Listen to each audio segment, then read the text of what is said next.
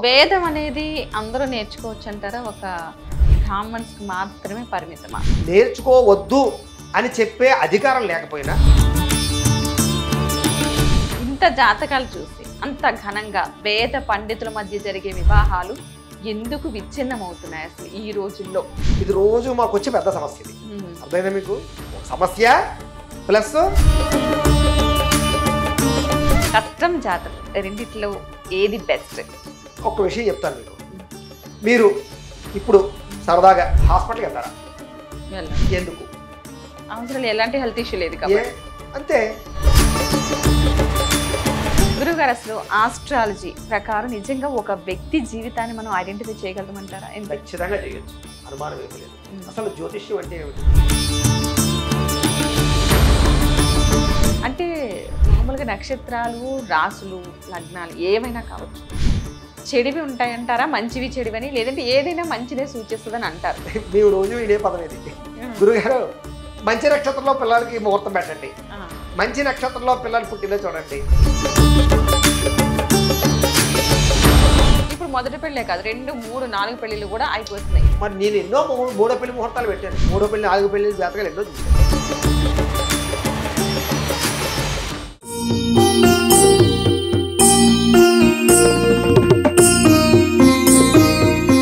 నమస్తే, welcome to BRK. నేను పద్మ. ఈరోజు మనతో పాటు స్టూడియోలో ఉన్నారు ప్రముఖ ఆధ్యాత్మికవేత్త, శ్రీ గాయత్రి ఆస్థాన పండితులు బ్రహ్మశ్రీ ఇటికరాల సుబ్రహ్మణ్య శర్మ గారు ప్రస్తుతం మనతో పాటు ఉన్నారు. వారిని అడిగి మనకున్న సందేహాలన్నింటినీ కూడా నివృత్తి చేసుకునే ప్రయత్నం చేద్దాం.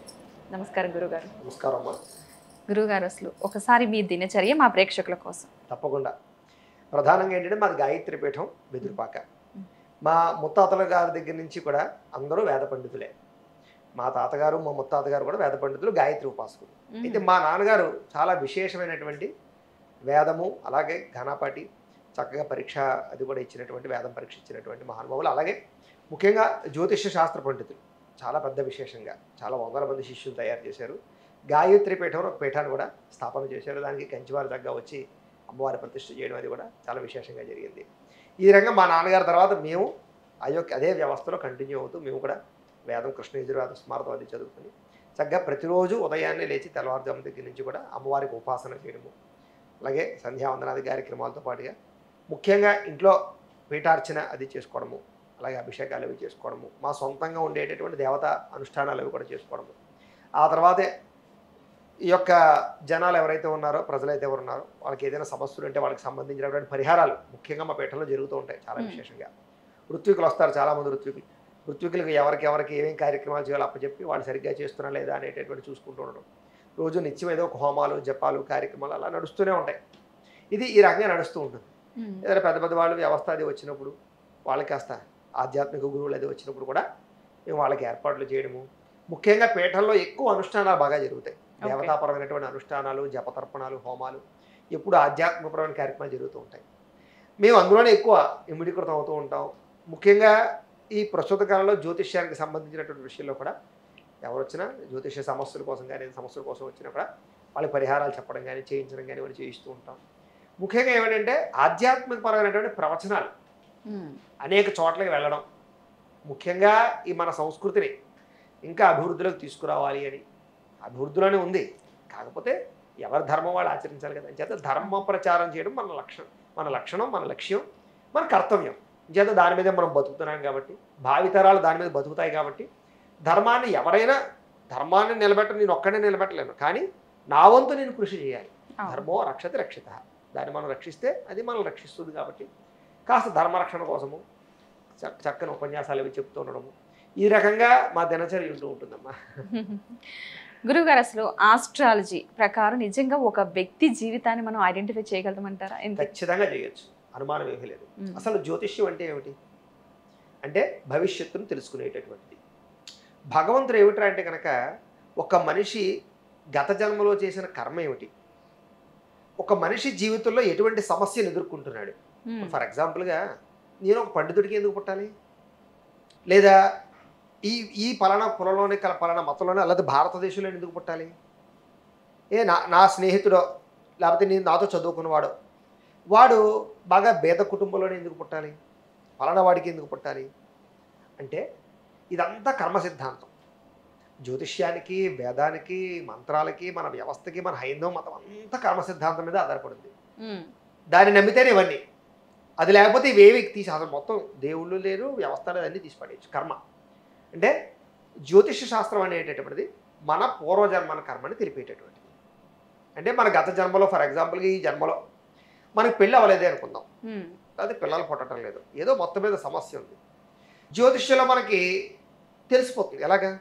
ఫర్ ఎగ్జాంపుల్గా ఒకడికి కుజదోషం ఉందనుకుందాం. లగ్నంలో కానీ, ద్వితీయ స్థానంలో కానీ, చతుర్థ, సప్తమ, అష్టమ, వ్యయ స్థానాల్లో కనుక కుజుడు ఉంటే వాడికి కుజదోషం అన్నట్టు అర్థం. వాడికి ఆ టైంలో, ఆ లగ్నం ఆ టైంలో పుట్టడం వల్ల వాడికి కుజదోషం ఆపాదించబడింది. వాడు ఆ టైంలోనే ఎందుకు పుట్టాలి, ఆ టైంలో కుజదోషం ఎందుకు రావాలి అంటే వాడు పూర్వజన్మలో ఏదో కుజదోషాన్ని కలిగించేటటువంటి, అంటే కుజుడు దోషంగా కలిగించేటటువంటి పనులు ఏవో చేశాడు అనమాట. అంటే ఏమి చేశాడు? ఫర్ ఎగ్జాంపుల్గా పావులు చంపాడు, పిల్లలు పుట్టకుండా ఏదో చేశాడు, లేకపోతే పుట్టిన పిల్లలు ఎవరో చంపేశాడు, లేకపోతే సంతానం ఏదో మొత్తం మీద ఏ పిల్లలకు హాని చేశాడు. ఇలా ఇలా అనేక రకాల కారణాలు చెప్పుకోవచ్చు, ఒకటని కాదు. వాళ్ళ వల్ల ఏదో ఎవరికో ఏదో కీడు జరిగింది. ఇలా అనేక కారణాల చేత వాడు ఆ గత జన్మలో చేసిన మహాపాపాలు ఏవైతే ఉన్నాయో అవి ఈ జన్మలో వాడికి కుజదోషంగా ఆపాదించబడిపోయాయి. అంటే జాతకంలో కుజదోషం ఉంది అంటే వాడు గత జన్మలో ఏదో చేశాడు అని అర్థం. ఫర్ ఎగ్జాంపుల్గా వాడికి ఉద్యోగం రాలేదు, చదువు రాలేదు, లేకపోతే ఏదో మొత్తం మీద తేడా వచ్చింది. సార్ గురుడు తేడాగా ఉన్నాడు అని అర్థం చేసుకుందాం, లేదా బుధుడు తేడాగా ఉన్నాడు అని అర్థం చేసుకుందాం. అసలు ఈ జాతకంలో గురుడు బుధుడు ఎందుకు తేడా రావాలి వాడి జీవితంలో అంటే అది కూడా గత జన్మలో వాడికి చదువుకున్న వాడిని పాడు చేయడమో, వాడు చదువుకున్న చదువు ఎవరికి చెప్పకపోవడమో, ఇది కూడా పాపమే. చదువుకున్న చదువు ఎవరికి చెప్పకపోయినా అది పాపం. అది ఇంచేత అందుకనే చూడండి, మా వేద పండితులు ఉన్నారు, ఇప్పటిదాకా ఏ విద్యార్థి దగ్గర ఏ గురువు డబ్బులు తీసుకోలేదు. ఈ ప్రపంచంలో, ఈ సృష్టిలో ఉచితంగా నేర్పే విద్య ఏదైనా ఉంది ఇప్పటికీ అంటే కనుక అది వేదము మాత్రమే. అందుకని వేదం అంత గొప్పది. కారణం ఏమిటి? ఇప్పుడు నేనే ఉన్నాను, మా పీఠంలో కొంతమంది శిష్యులకి నేను వేదం కానీ మంత్రాలు కానీ చెప్తూ ఉంటాను. కారణం ఏమిటి అంటే నేను చదువుకున్నటువంటి చదువు వాళ్ళకి చెప్పడం వల్ల, వాళ్ళకి బోధించడం వల్ల ఆ వేదం అనేటటువంటిది పరిపరి అభివృద్ధి అవుతూ ఉండాలి. దానివల్ల నాకు పుణ్యం, దానివల్ల నాకు పురుషార్థం. అంచేత దాన్ని రక్షించవలసిన బాధ్యత నాకు ఉంది కాబట్టి నేను ఆ వేదాన్ని పోషిస్తున్నాను. అంతే ఎవరో విద్యార్థులు వచ్చాడు, నాకు చదువు చెప్పన్నాడు, నా చదువు నేను దాచేసుకున్నాను అనుకోండి, దానివల్ల నాకు ఏ పుణ్యం రాదు, వ్యవస్థ ఉండదు. అంచేత ఒక కర్తవ్యం అనమాట. మనకు వచ్చినటువంటి వేదాన్ని 10 మందికి పంచడం అనేటటువంటిది కర్తవ్యం. అలాగే ఎవరికి వచ్చిన విద్య అయినా సరే, అది వేద విద్యే కాదు, మీకు ఏ విద్య వచ్చినా సరే అవతల వాడికి ఖచ్చితంగా నేర్పవలసిన బాధ్యత ఉంటుంది. అయితే అలా నేర్పకుండా ఉండడం కానీ, లేదా చదువుకున్న వాడిని పాడు చేయడం కానీ, ఇంకొక రకంగా చెప్పచ్చు, ఎవడో మీతో చదువుకునే స్నేహితుడే అవ్వచ్చు, ఏం చదువుతావు లేదా బయటకు పోదాందా, లేకపోతే ఏదో సిగరెట్ కాల్చుకుందాంరా, లేకపోతే పలానా చోట తిరుగుదాంరా, ఇలాగా పక్కవాడిని చెడగొట్టినటువంటి పాపం కూడా వాడికి వస్తుంది. అది ఖచ్చితంగా గురుడు తేడాగానో లేకపోతే బుధుడు తేడాగానో దోషంగానో తర్వాత జన్మలో వాడు అనుభవిస్తాడు. ఇలాగా ప్రతి దోషానికి కారణం గత జన్మ. ఫర్ ఎగ్జాంపుల్గా వివాహం అవ్వలేదు, లేకపోతే భార్యతో సుఖంగా లేనివాడు, మొగుడు పెళ్ళని దెబ్బలాడుకుంటూ ఉన్నారు, లేకపోతే భార్య ఉంది కానీ వీడిని పట్టించుకోదు, ఇద్దరికీ సంసారం సుఖంగా ఉండదు. కారణం శుక్రుడు తేడా, కళత్రాధిపతి తేడా. వాడికి ఐశ్వర్యం ఉంటుంది, భోగభాగ్యాలు ఉంటాయి, కారులు ఉంటాయి, మిద్దులు ఉంటాయి, కానీ అనుభవించలేడు, కడుపు నిండా తినలేడు, హాయిగా పడుకోలేడు. భోగకారకుడైనటువంటి శుక్రుడు తేడా. అంటే దాని అర్థం ఏంటి? గత జన్మలో వాడు పెళ్ళాన్ని ఏడిపించడమో, లేదా పెళ్ళం మొగుడిని ఏడిపించడమో, మొగుడు పెళ్ళాన్ని విడిపోవడానికి కారణమో అంటే అనకూడదు. కానీ ప్రస్తుత కాలంలో విడాకులకి సహాయం చేసే లాయర్లో ఇంకొకళ్ళు వాళ్ళు కూడా భవిష్యత్ జన్మలో ఖచ్చితంగా మొగుడు పెళ్ళాల మధ్య సమస్యలు ఎదుర్కొంటూ ఉంటారు. అలా అని చెప్పేసి అందరూ కాదు, ఇప్పుడు పరిస్థితిని బట్టి, ప్రభావాన్ని బట్టి వాళ్ళు విడిపోతానంటే విడదీయడం వేరు, కావాలని విడదీసేసినా లేకపోతే దానికి కారకులైనా ఖచ్చితంగా దోషం. ఇప్పుడు చూడండి, కొంతమందికి మొగుడు పిల్లలు ప్రశాంతంగా కాపురం చేస్తే వాళ్ళకి నిద్ర పడతాం, వాళ్ళకి పొలాలు పెట్టేసి అనుమానాలు పెట్టేసి వాళ్ళని విడదీసేయాలి. అలాంటి కుళ్ళు కుతంత్రాలు చేసి విడదీసినటువంటి వాళ్ళు ఖచ్చితంగా గత జన్మలో వాళ్ళకి శుక్రుడు తేడాగా పడతారు. అంటే లాజిక్ అర్థమైందా మీకు? జాతకంలో ఉన్నది జరుగుతాయా? జరుగుతాయి. ఎందుకు జరుగుతాయి? గత జన్మలో చేసిన పాపాలు జాతకంలో ఆపాదించబడతాయి కాబట్టి ఆ కర్మ వాడు అనుభవిస్తున్నాడు ఇక్కడ. ఇది ఫస్ట్ లాజిక్.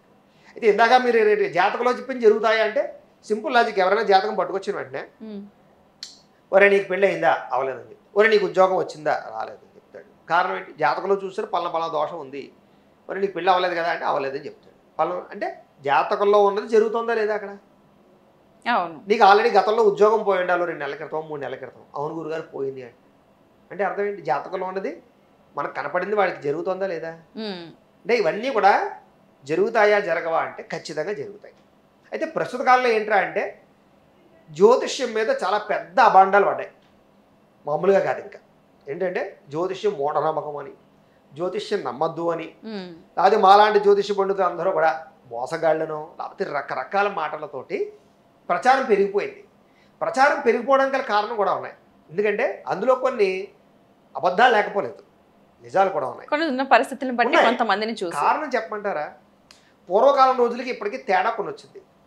డిమాండ్ సప్లై, అవునా కదా? అవును. డిమాండ్ ఎంత ఉంటే సప్లై ఎంత పెరుగుతుంది. అంతే. డిమాండ్కి తగ్గ సప్లై లేనప్పుడు ఏమవుతుంది? డూప్లికేట్ పెరుగుతుంది. అంతే. లాజిక్ అయినా కదా? ఒరిజినల్ బదులు డూప్లికేట్ వస్తాయి. పాలు కావాలి, అందరూ పాలు తాగుతారు, గేదెలు లేవు సరిగ్గా. అప్పుడు ఏం చేస్తాం? కాస్త నీళ్ళు యూరియా ఇంకోటి కలిపి దొంగ పాలు తయారు చేస్తాం. అవును. అంటే డిమాండ్ తగ్గ సప్లై లేనప్పుడు డూప్లికేట్ ఎప్పుడూ ఎక్కువ అవుతుంది. ఇది లాజిక్. అలాగే జనాలకి జ్యోతిష శాస్త్రం మీద నమ్మకాలు పెరిగాయి, విశ్వాసం పెరిగింది, లేదా దాని మీద ఆధారపడే పరిస్థితి పెరిగింది. పూర్వకాలంలో ఏ విద్యార్థి ఒక జ్యోతిష పండితుడి దగ్గరికి వచ్చి నేను పాస్ అవుతానా, నేను డిగ్రీ పాస్ అవుతానా, ఉద్యోగం వస్తుందా అని అడిగే పరిస్థితి లేదు. కారణం ఏమిటంటే ఒరే శుభ్రంగా చదువుకో, చక్కగా దేవుడిని నమ్ముకో, పెద్దలు చెప్పిన మాట విను, గుడికెళ్ళు, అంతే. తప్ప ప్రతి వాడికి జాతకాలు చూసేసి ప్రతి వాడికి నువ్వు గుడి చుట్టూ ప్రదక్షిణాలు చేసే, ఆవుకు గడ్డి పెట్టే, ఏదో చేసే, అది చేసే, ఇది చేసే, ఆ పిచ్చులు లేవు పూర్వకాలంలో. హాయిగా చదువుకున్నాడు, ఉద్యోగ ప్రయత్నాలు చేసేవాడు. ఇప్పుడు ఏమైంది? ప్రతి మనిషి ముందర ఏమొచ్చినా జ్యోతిష్యం మీద ఆధారపడిపోవడం మొదలుపెట్టారు. ఎందుకంటే ప్రతి మనిషికి ఇప్పుడు సుఖం సులువుగా పరవడం కావాలి, ఈజీగా వర్కౌట్ అయిపోవాలి. దాని మార్గాలు ఏంటి? సో జ్యోతిష్య శాస్త్రంలో గురుగారిని పట్టుకుంటే ఆయన ఏదో పరిహారాలు చేసేస్తే ఏదో అయిపోతే నేను ఈజీగా నాకు వర్కౌట్ అయిపోతుందేమో అనేటటువంటి వ్యవస్థ ఎప్పుడైతే పెరుగుతూ వచ్చిందో, దానికి తగ్గానే వ్యవస్థ అంతా కూడా మారిపోతూ వచ్చిందో, అది నిజమే కాదంటలేదు. నేను చెప్పేది ఏంటంటే మళ్ళీ ఇంకొక రకంగా అర్థం చేసుకుంటారు దీన్ని. ఏమిటి? అయితే జ్యోతిష శాస్త్రంలో చదువు గురించి కానీ ఉద్యోగాల గురించి కానీ ఏమి ఉండవా? పరిహారాలు చేస్తే ఉద్యోగాలు రావంటే వస్తాయి. కానీ ఫస్ట్ ప్రతి మనిషికి కూడా సెల్ఫ్ కాన్ఫిడెన్స్ కావాలి, స్వయం కృషి కావాలి. ఎప్పుడైనా సరే నేను ప్రతి చోట అదే చెప్తాను. నేను మొట్టమొదటి భగవంతుడు మనకి ఇచ్చినటువంటి శక్తిని ఉపయోగించి ప్రయత్నం చేయాలి. అయినా సరే పనవ్వకపోతే అప్పుడు భగవంతుడు పూజల దగ్గరికి రావాలి. కానీ మన వాళ్ళు ఏం చేస్తారు? ముందే ప్రయత్నం చేయడం ఉండదు, ముందరే మాలాంటి వాళ్ళు అన్ని ఏదో పూజ చేస్తే అయిపోవాలి అనుకుంటారు. అప్పుడు ఏమవుతుంది? దాన్ని క్యాష్ చేసుకోవడం తయారవుతుంది. సో ఇక్కడ ఏమిటంటే కనుక ఆ రకంగా వ్యవస్థ పెరిగి కొలిది కూడా జ్యోతిష్యం నేర్చుకునే వాళ్ళు తక్కువైపోయారు, సరైన పండితులు తక్కువైపోయారు, చెప్పించుకునే వాళ్ళు పెరిగిపోయారు. ఇప్పుడు నాలాంటి వాడి దగ్గర జ్యోతిష్యం చెప్పించుకోవాలనుకోండి, ఏ అపాయింట్మెంట్ అనో 3 రోజులు ఆగడో 4 రోజులు ఆగడనో వారం రోజులు ఆగడనో చెప్తూ ఉంటాం. వీళ్ళకి ఆగే ఖాళీ ఉండదు. అప్పుడు అర్జెంట్ ఇప్పుడు తెలుసుకోవాలి, నాకు అర్జెంట్గా ఎవరి దగ్గర చేయకపోవాలి, ఏదో అయిపోవాలి. ఎవరి దగ్గరకు వెళ్తారు, ఏ చెట్టు కింద వాడి దగ్గరకు, ఇంకోటి దగ్గరకు హడావడం వాడి దగ్గరకు, వాడు ఏదో చెప్తాడు, భయపెట్టేస్తాడు, చేసేస్తుంటాడు. అది అవ్వదు వాళ్ళకి. అవ్వకపోతే జ్యోతిష్యం లేదు ఏమి లేదు పిచ్చిది అంతాను అని మొదలు పెడతారు. ఇక్కడ ఏమవుతుందంటే ఎప్పుడైతే జనాలు దీని మీద ఆధారపడిపోవడం మొదలైపోయిందో, కావాల్సినంత వ్యవస్థ లేదో, పండితులు లేరో, దీన్ని కూడా క్యాష్ చేసుకుని పెరిగిపోయారు అంతే. సరిగ్గా నిజంగా జ్యోతిష పండితులు ఎవరో కూడా ఈ రోజుల్లో విశేషంగా గట్టిగా ఒక 5-6 జాతకాలు మేము చెప్పలేము. గట్టిగా చెప్పగలిగేది 10 జాతకాలు. కారణం ఏమిటి? ఒక జాతకం వేయాలంటే 2-3 గంటలు టైం పడుతుంది. ఎందుకంటే ఏదో మామూలుగా కంప్యూటర్లో వేసేసి జాతకాలు కుదరవు. ఎందుకంటే లగ్నాలు తేడా వచ్చేస్తుంటాయి, టైములు తేడా వచ్చేస్తుంటాయి. మాలాంటి వాళ్ళు ఏమిటంటే కనుక పంచాంగాలు తీసుకుని కాస్త లెక్కలు కట్టుకుని దశలు కట్టుకుని కొంచెం అటు ఇటు తేడాలు రాకుండా ఒక 2-3 నిమిషాలు తేడా వచ్చినా సరే మారిపోతుంటాయి. కాబట్టి కొంచెం జాగ్రత్తగా వ్యవహారం చేసుకుని అన్నీ అట్టే పెట్టుకుని ఒక పర్టికులర్ టైంలో చూసుకుని వాడికి చెప్పడం ట్రై చేస్తూ ఉంటాం. సో తక్కువ మందికి చెప్పడం జరుగుతుంది. అది ఊరికే ఇంక కనపడిన వాడికల్లా జాతకాలు చెప్పేసి ఏదో చెప్పేసి అది వర్కౌట్ అవ్వదు, అది కరెక్ట్ కూడా కాదు. అలాగా ఎవరు పడితే వాళ్ళు దీంట్లోకి వచ్చేసి ఇష్టం వచ్చింది చెప్పడం వల్ల దీని మీద అభాండాలు పడిపోయాయి. అంటే జ్యోతిష శాస్త్రం మూఢనమ్మకం అని ఇంకొకటని తప్ప ఎవడో చెప్పింది నేను చెప్పింది మీరు చెప్పింది నమ్మద్దు. ప్రతిదానికి గ్రంథం ఉంది, గ్రంథం నేను చెప్పిన అదే ఆధారం, మీరు చెప్పిన అదే ఆధారం. మీరు ఇప్పుడు ఎవరికైతే అనుమానం ఉందో, నమ్మకం లేదో ఫస్ట్ నమ్మద్దు. నేను నమ్మలేదు మొట్టమొదట, నేను నమ్మిన వాడిని ఏం కాదు. నేను అలాంటి ప్రతి మనిషిలోనూ ఒక నాస్తికుడు ఉంటాడు. నేను కూడా ప్రతిదాన్ని నమ్మేయడానికి నేను ఒప్పుకోను. ఇప్పుడు నాలో ఒక నాస్తికుడు ఉంటాడు. కానీ నాకంటూ ఆ నాస్తికుడుగా ఉండిపోకూడదు. కానీ దాని గురించి వెతకడం మొదలు పెట్టాలి. అవునా కాదా, ఇంతమంది జ్యోతిష్యం గురించి చెప్తుంటే అవుతుంది, ఎందుకు అసలు ఏంటి దీంట్లో లాజిక్ కరెక్టా కాదా, మొట్టమొదటి అధ్యయనం చేయడం మొదలు పెట్టాలి. చేసి ఓ 2-3 జాతకాలు తీసుకుని అధ్యయనం చేసి మీ అంతటి మీరు అంచనా వేసుకుని, ఒరే వీళ్ళ పలానా తేడాగా ఉంది, నీకు పలానా ధ్యానం జరిగిందా అని అడిగితే అవును అన్నాడు అనుకోండి, అది అవుతున్నట్టే కదా. అంతే. ఇలా ఓ 10-15 క్వశ్చన్స్ తీసుకుని ఆ 10-15 క్వశ్చన్స్కి ఇందులో ఆన్సర్ వస్తుందా లేదా చూసుకుని ఒకసారి మీరే దాన్ని అవగాహన చేసుకుంటే అది అవునా కాదా మీకు తెలిసిపోతుంది, అప్పుడే నమ్మండి. ఎందుకంటే మేము కూడా అలా వచ్చినాం. మా నాన్నగారు పెద్ద జ్యోతిష పండితులు అయినా కూడా నాకు డౌట్ ఉండేది, ఏంటి ఇంత కరెక్ట్గా యాక్యురేట్గా అలా చెప్పగలుగుతున్నారు ఎవడైనా వస్తే, ఇందులో ఏంత నిజం ఉంది ఏమిటి ఇంత అని అనుమానంతో నా అంతా నేను ఎన్నో పరిశోధనలు చేసి ఎంతో అబ్జర్వేషన్ చేసి నక్షత్ర లక్షణాలు ఏంటి, లగ్న గుణాలు ఏంటి, ఈ గుణాలు ఏంటి అన్నీ అంచనా వేసుకుని మా ఫ్రెండ్స్ మీద ప్రయోగించో, లేకపోతే మా నాన్నగారి దగ్గరికి వచ్చిన జాతకాలు నేను పర్సనల్గా తీసుకుని ప్రయోగించో, కొన్ని రకాల ప్రయోగాలు చేసో, అవును నిజమే కరెక్టే ఇది ఇలాగే జరుగుతుంది, ఎన్నో రకాల క్రాస్ చెక్లు చేసుకుంటే కానీ, ఎందుకంటే మీకు చెప్పాలంటే నేను ముందర క్రాస్ చెక్ చేసుకోవాలి, లేకపోతే నేను ఏమవుతాను అబాస్పాలు అయిపోనా. మీరు ఏదో ఎక్స్పెక్టేషన్స్తో నా దగ్గర వస్తారు ఏదో చెప్తానని, మీరు వచ్చిన తర్వాత నేను అవాకు చవాకు చెప్పాను అనుకోండి, ఏమంటారు ఆ చెప్పావు లేవయ్యా నీకోసం ఇంత దూరం నుంచి వచ్చాను నేను అని నా మొహం మీదే ఇచ్చేసి వెళ్ళిపోతారా లేదా. సో అక్కడ నేను ఏమవుతాను. సో మొట్టమొదటి నేను ఎవరికైనా చెప్పాలంటే నేను ఫస్ట్ 1-10 సార్లు క్రాస్ చెక్ చేసుకోగలగాలి. చేసుకుని దాని మీద నాకు ఫుల్ కాన్ఫిడెన్స్ ఉంటేనే నేను మీలాంటి వాళ్ళకో ఎవరికో వచ్చిన వాళ్ళకో జ్యోతిష్యం చెప్పే ధైర్యం చేయగలుగుతాను. అర్థమైంది మీకు, అంటే యాక్యురేట్గా, ఏదో భయపెట్టేసి చెప్పేయడం వేరు, యాక్యురేట్గా చెప్పడం వేరు. సో ఆ పరిస్థితి మాలాంటి వాళ్ళకి కూడా రావడానికి కారణం పరిశోధన చేసుకున్నాం కాబట్టి అది అలా జరుగుతోంది. కాబట్టి నేనేం చెప్పలేదు దాన్ని, ఎవరూ చెప్పలేరు దానికి, ఎందుకంటే ఎవరికి వాళ్ళు పరిశోధన చేసుకుంటే నీకు తెలిపోతుంది. అంచేత జ్యోతిష్యం నిజమా కాదా అంటే ఎప్పటికైనా నిజమే, ఎందుకంటే నిజాన్ని ఎవరో కూడా మార్చలేరు. అంచేత నేను అవ్వదు జరగదు ఇందులో ఏమీ లేదని చెప్పినా మీ అంతటి మీరు వచ్చి పుస్తకాలు పరిశోధన చేసుకున్న గ్రంథాధ్యయనం చేసి చూసుకుంటే మళ్ళీ మీకు అది జరుగుతుంది. చచ్చినట్టు నమ్మవలసిందే, జ్యోతిష్యం చచ్చినట్టు నమ్మవలసిందే. కారణం ఏంటంటే నిజం కాబట్టి, జరుగుతుంది కాబట్టి. అయితే ఇంకొక లాజిక్ ఉంది ఇక్కడ. ఏమిటంటే జ్యోతిష శాస్త్రంలోని పెద్ద సమస్య ఏంటంటే కనుక దీనికి కేస్ స్టడీస్ చాలా ముఖ్యం, 2 ఉపాసన బలం ముఖ్యం.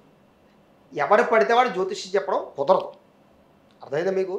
కారణం ఏంటి, ప్రతి దానికి ఎలాగైతే కొన్ని కండిషన్స్ ఉంటాయో, కొన్ని నియమ నిబద్ధతలు ఉంటాయో, అలాగే జ్యోతిష శాస్త్రానికి కూడా కొన్ని నియమ నిబద్ధతలు ఉన్నాయి, కొన్ని శాపాలు ఉన్నాయి. శాపాల గురించి అందరికీ తెలుసు, పార్వతీ అమ్మవారి శపించిందనే విషయం. అందుచేతే జ్యోతిష శాస్త్రం 100కు 100% చెప్పినట్టు జరగదు, 80% జరుగుతుంది. అది అందరూ చెప్తున్నటువంటి విషయం, అందరికీ తెలుసు లాజిక్ ఇది. అయితే ఉత్తి జ్యోతిష్యం పుస్తకాలు చదివేసేసి నేను చెప్పేస్తానన్నా కుదరదు ఇక్కడ.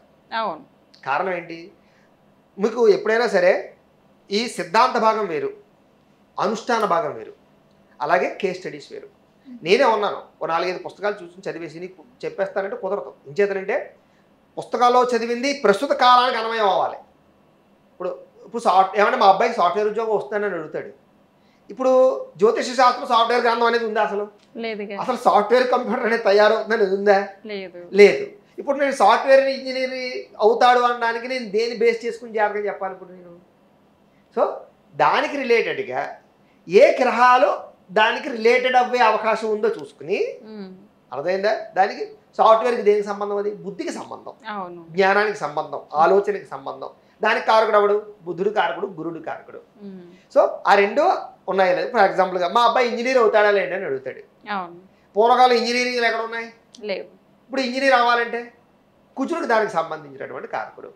సో అలా గవర్నమెంట్ జాబ్ వస్తుందని అడుగుతాడు. దానికి కారకుడు ఎవరు? పూర్వకాలం గవర్నమెంట్లు ఉన్నాయా? మన గవర్నమెంట్ ఫామ్ అయింది ఎప్పుడు? ఓ 100 ఏళ్ల క్రితం. అంతకుముందు రాజుల పరిపాలన, అవునా కదా. ఇప్పుడు గవర్నమెంట్ జాబ్ అంటే ఎవరు? దానికి రవి కారకుడు అవుతాడు రిలేటెడ్గా, దాన్ని ఆపాదించుకుంటాం మనం. సో అలాగే ఏంటంటే ఆపాదించుకుని ఈ కాలానికి అన్వయం చేసుకుని చెప్పడం జ్యోతిష శాస్త్రంలో గొప్పతనం. అన్వయం అవ్వాలి అక్కడ, అది సిద్ధాంత భాగంలో ఉంటది కదా. అది నేను అర్థం చేసుకుని ఓహో దీనికి ఇది ఆపాదించవచ్చు అని నేను అర్థం చేసుకుని చెప్పడం ఒక లాజిక్. రెండోది ఏంటంటే అనుష్ఠానం చాలా ముఖ్యం ఇక్కడ. ఫర్ ఎగ్జాంపుల్ గాను మీరు వచ్చారు, మీ జాతకంలో యాక్సిడెంట్ అయ్యేటటువంటి యోగం ఏదో ఉంటుంది. ఈ కాలసర్పదోషమో, శని నీచుల్లో పడడమో, ఏలినాడు శని మొదలవడమో, రకరకాలు అనుకోండి కారణాల చేత, ఏ రాహు తేడాగా ఉండడమో కారణం చేత మీకు ప్రమాదం యాక్సిడెంట్ అయ్యే పరిస్థితి 2-3 నెలల్లో ఉంది కదా. అని నేను నీకు యాక్సిడెంట్ నువ్వు చచ్చిపోతావు అనొచ్చా? అంటే మీ పరిస్థితి ఏంటి? ఎప్పుడు జ్యోతిష పండితుడు అపశకునాలు మాట్లాడకూడదు. ఇప్పుడు నోట్లో మంచిగా రావాలి. ఏం చెప్పాలి నేనప్పుడు, ఒరే నాయన కొంచెం ఈ 2-3 నెలల్లో డ్రైవింగ్ జాగ్రత్తగా చెయ్యి, పడిపోయి దెబ్బలు తగిలే పరిస్థితులు కనపడుతున్నాయి, కొంచెం జాగ్రత్తగా ఉండు, పలానా పరిహారం చేసుకో, పలానా పూజ చేసుకో, పలానా జాగ్రత్త వచ్చి. రెండోది, వీడి ఆశీర్వచన బలం కూడా పనిచేస్తుంది అక్కడ. అర్థమైందా మీకు? అయ్యబాబు గురుగారు యాక్సిడెంట్ అయిపోతుందండి, ఏమైపోతుంది, ఏ కంగారు పడి నీకేం అవ్వదు, నువ్వు ప్రశాంతంగా ఉండవు, కాబట్టి జాగ్రత్తగా ఉండు, పలానా గుడికి వెళ్ళు, పలానా పని చేయి అంటే వీడు నోటితోటి నీకేమీ అవ్వదు అన్న ఏదైతే మాట ఉందో అందులో యాక్సిడెంట్ అయ్యేటటువంటి యోగం ఉన్నా కూడా అది తప్పించగలుగుతుంది. అది ఎక్కడ వచ్చింది, అది ఎలా వచ్చింది అంటే ఏ జ్యోతిష్య పండితుడు అయితే ఉన్నాడో వాడు ముఖ్యంగా చేయవలసింది అనుష్ఠానం, జపము అనుష్ఠానము చేస్తే అప్పుడు వాడు వాక్సిద్ధి కలుగుతుంది. వాడికి వాక్ శుద్ధి వాక్ సిద్ధి అంటే ఏంటి, వచ్చిన వాడికి పెళ్ళి అవ్వలేదని వచ్చాడు అనుకో, కంగారు నీకు పెళ్ళి అయిపోతుంది ఈ సంవత్సరం అని వీడు అన్నాడంటే అది అయిపోవాల్సిందే, జాతకంలో దోషం ఉన్నా సరే. అని అనుష్ఠాన బలం వల్ల వస్తుంది. అంచేత జ్యోతిష్య పండితుడికి ముఖ్యంగా కావాల్సినటువంటిది ఏంటంటే, ఒకటి సిద్ధాంత భాగం బాగా రావాలి, కేస్ స్టడీస్ బాగా చేయాలి. కేస్ స్టడీస్ ఏంటి, ఫర్ ఎగ్జాంపుల్గా మీది స్వాతి నక్షత్రం అనుకుందాం, మీది నా దగ్గరకు వచ్చిన స్వాతి నక్షత్రం వాళ్ళందరినీ కూడా నేను అర్థం చేసుకోగలగాలి. మీతో అరగంట గంట మాట్లాడాలి. ఫస్ట్ మీ నక్షత్రం ఏంటమ్మా, మీరు ఏం చేస్తూ ఉంటారు, మీరు ఏ ఊరు, మీ ఆలోచనలు ఏంటి, ఇలా ఫస్ట్ నేను జ్యోతిష్యం నేర్చుకున్న మొదలప్పటి నుంచి కూడా మిమ్మల్ని అధ్యయనం చేయాలి. నేను స్వాతి నక్షత్రంలో అమ్మాయిలు ఈ వయసులో వాళ్ళు ఇలా ఆలోచిస్తారు, వీళ్ళకి ఇవి ఇష్టం, ఇవి మీరు వెళ్ళిపోయారు. ఇంకో అబ్బాయి ఎవడో వచ్చాడు, వాడిది స్వాతి నక్షత్రమే, మాట్లాడాలి వాడితో ఒక అరగంట గంట. స్వాతి నక్షత్రం నీ ఆలోచనలు ఎన్ని, పరిస్థితి ఏమిటి, నాకు పలానా ఇష్టం పలానా ఇష్టం పలానా ఇష్టం అంటే స్వాతి నక్షత్రంలో వాళ్ళు ఈ వీటిని ఇష్టపడతారనమాట. ఇది సిద్ధాంత భాగంలో ఉందా లేదా, లింక్ అవుతుంది, కరెక్టే. సో మనం అలాగ ఒకళ్ళు అధ్యయనం చేసుకుని కొన్ని వేల నక్షత్రాలు గుర్తుపెట్టుకోగలిగితే అప్పుడు వాడు సరైన జ్యోతిష్యుడు. అలా రావాలి జ్యోతిష్యంలో కేస్ స్టడీస్ చేసుకుంటూను. అంచేత సిద్ధాంత భాగం ఒక గురువు దగ్గర నేర్చుకోవాలి ఖచ్చితంగా, దానికి కేస్ స్టడీస్ కొన్ని వేలు చేయాలి, కొన్ని వేల చక్రాలు వేసి దాన్ని వాడు క్రాస్ చెక్ చేసుకోవాలి. ఖచ్చితంగా రోజు అనుష్ఠానం చేయాలి. అనుష్ఠానం చెయ్యకపోయినా, అమ్మవారి ఆరాధన లేకపోతే వాడికి ఇష్టదేవత ఆరాధన చెయ్యకపోయినా వీడు చెప్పేది వాడికి పని చేయదు. ఇవన్నీ చేసే రోజులు, ఇది చేసే ప్రస్తుతం ఈ రోజుల్లో అలాంటి జ్యోతిష పండితులు ఎంతమంది ఉన్నారు చెప్పండి? నేను చెప్పినట్టుగా వేల మీద లెక్క పెట్టచ్చు. అలాంటి వాళ్ళు వెళ్ళి పట్టుకోగలిగే పరిస్థితి ఉందా ఇప్పుడు? సో అలాంటి వాళ్ళు తక్కువైపోయి నాకు ఎంతమందికి జ్యోతిషం చెప్తే అంత డబ్బులు వస్తాయని జ్యోతిష్యం చెప్పడం వల్ల మొదలైన తర్వాత దాని మీద అభాండాలు పడ్డాయి తప్ప జ్యోతిష్యం అబద్ధమని కానీ అందులో చెప్పింది జరగదని కానీ ఏమీ లేదు. ఖచ్చితంగా జరుగుతున్నాయి కాబట్టి నాలుగు నిలబడింది. లేకపోతే ఈ రోజుల్లో ఇంత కంప్యూటర్ యుగంలో ఇంత టెక్నాలజీ వచ్చిన తర్వాత, ఇంత అడ్వాన్స్ అయిపోయిన తర్వాత ఇప్పటికీ జ్యోతిష్యం ఇలా ఉంది అంటే కనుక, ఇంత ప్రాముఖ్యత వహిస్తుంది అంటే కనుక చెప్పండి, దాంట్లో ఏ సబ్జెక్టు లేదంటారా? అవును, లాజిక్ అర్థం చేసుకోండి. అవుతుందా? మనం ఎంత అడ్వాన్స్గా ఉన్నప్పుడు ఆర్టిఫిషియల్ ఇంటెలిజెన్స్కి వచ్చాం మనం. ఈ స్థాయిలో ఉన్న మనం జ్యోతిష్యాన్ని నమ్మగలుగుతున్నాము అంటే దాన్ని కొట్టే స్థితి లేదు. ఎందుకంటే జరిగి తీరవలసిందే ఎవరికైనా సరే. ఖచ్చితంగా ఉందమ్మా జ్యోతిష్యంలో సబ్జెక్ట్ ఉంది, నేర్చుకున్న వాడి దగ్గర ఉంది. అయితే నేను చాలాసార్లు చెప్పాను, మళ్ళీ చెప్తున్నాను, జనాలు జనాలు ఎలా ఉన్నారంటే, ఫర్ ఎగ్జాంపుల్గాను మీకు వంకాయలు అంటే చాలా ఇష్టం, వంకాయ కూర అంటే చాలా ఇష్టం, పుచ్చొంకాయలు ఉంటాయి కదా అని చెప్పేసి వంకాయ కూర వండుకోవడం మానేస్తారు మీరు? లేదు. మరి ఏం చేస్తారు? పుచ్చొంకాయలు తీసి మంచిగా వండుతాం అంటే కొంచెం దాని మీద టైం ఇచ్చిస్తారు, అవునా? అలాగే సమాజంలో పుచ్చొంకాయలు ఉంటాయి, మంచి వంకాయలు ఉంటాయి. ఏరుకోవడం మీకు రాక వంకాయలన్నీ పుచ్చలంటే ఎలా కుదురుతుంది? అదైనా సో మంచి వంకాయలు ఉంటాయి, కొంచెం జాగ్రత్తగా ఏరుకోవాలి మీరు, ఈజీగా దొరకవు, జాగ్రత్తగా వెతకాలి. ఇది కూడా అంతే. మంచి జ్యోతిష్యులు ఉంటారు, అలాంటి వాళ్ళు మనం ఎంచుకోవడంలో మనకు రావాలి. సింపుల్ ఎగ్జాంపుల్ చెప్తాను మీకు. మీరు ఒక ఆపరేషన్ చేయించుకోవాలి, హార్ట్కో లేకపోతే ఇంకో దానికో. ఆర్ఎంపీతో చేయించుకుంటారా? ఏమ్మా, ఆపరేషన్ సక్సెస్ కాకపోతే ప్రాణాలే పోతే రాదు కాబట్టి వాడి స్థాయి ఏంటి? ఆర్ఎంపీ చేత ఏం చేయించుకుంటారు? జస్ట్ ఒక ఇంజెక్షన్ లాంటివి, అప్పటికప్పుడు టాబ్లెట్స్ లాంటివి. వాడి స్థాయి, వాడి చదువు, వాడి అనుభవం ఇంజెక్షన్ చేయడానికి పనిచేస్తుంది. ఇంజెక్షన్ చేయించుకోవడం తప్పలేదు, ఆపరేషన్ చేయించుకోం కదా, అది మన అంకిత జ్ఞానం. మనం ఆపరేషన్ ఎప్పుడు చేయించుకుంటాం, ఎవరి చేత చేయించుకుంటాం? వాడు ఎండియా? మనం సెర్చ్ చేస్తాం లేదా గూగుల్లోకి వెళ్ళిపోయి, పలానా హాస్పిటల్ కరెక్టే కదా, పలానా డాక్టర్ ఎంత ఎక్స్పీరియన్స్ ఉంది, ఎన్ని ఆపరేషన్ చేసాడు, ఎన్ని సక్సెస్ అయ్యాయి, ఎంత మనం టాలీ చేసుకుంటున్నాం మనం ఆపరేషన్ చేయించుకోవడానికి. ఇది అంతే, జ్యోతిష్యం అలాంటిదే. అది ఇప్పుడు జ్యోతిష్యం అంటే ఏంటి? మీరు వచ్చారు, ఎవరినో తీసుకొచ్చారు, మొగుడు పిల్లల్ని, లేకపోతే ఇంకా పెళ్లి కాని పిల్లల్ని తీసుకొచ్చారు. గురుగారు వీళ్ళిద్దరికీ పెళ్లి చేయడానికి కుదురుతుందా లేదా జాతకం చూడండి అంట. నేను సరిగ్గా చూసి చెప్పాను అనుకోండి, వాళ్ళిద్దరూ జీవితాంతం అన్యోన్యంగా ఉంటారు, పిల్లా పాపాలతో ఉంటారు. నా ఇష్టం వచ్చినట్టు నేను చెప్పాను అనుకోండి, రేపు పొద్దున వాళ్ళు పెళ్లి చేసుకుని సరిగ్గా కాపురాలు చేయకపోతే ఎన్ని జీవితాలు పాడవుతాయి, ఎన్ని కుటుంబాలు పాడవుతాయి. అంటే ఒక జ్యోతిష్య పండితుడి యొక్క నిర్ణయాల వల్ల జీవితాలు ఆధారపడి ఉన్నాయి. ఎవడో వస్తాడు, గురుగారు ఈ ఉద్యోగంలో చాలా ఇబ్బందిగా ఉందండి, స్ట్రెస్ ఎక్కువగా ఉందండి, మానేద్దాం అనుకున్నాను అంటాడు. అప్పుడు నేను నా ఇష్టం వచ్చినట్టు చెప్పకూడదు. వాడికి ఇంకో ఉద్యోగం వస్తుందా లేదా నెక్స్ట్, అదే ఖాళీగా ఉండిపోతాడా, ఖాళీగా ఉండిపోతే ఏమైపోతాడు. వాడు ఇంకో ఉద్యోగం వచ్చే అవకాశం ఉంటే మరి నువ్వు ఇందులోంచి మారగలవు, మారు అని చెప్పాలి నేను. అంతేగాని నాకు తోచింది చెప్పేసి ఉద్యోగం మానే అన్నావు అనుకోండి, వాడు మానేసి ఖాళీగా ఒక సంవత్సరం ఉన్నాడు అనుకోండి, అప్పుల పాలు అయిపోయింది, కుటుంబాలు పాడైపోవా. అంటే జ్యోతిష్య పండితుడి చేతిలో కూడా జీవితాలు ఆధారపడి ఉంటాయి.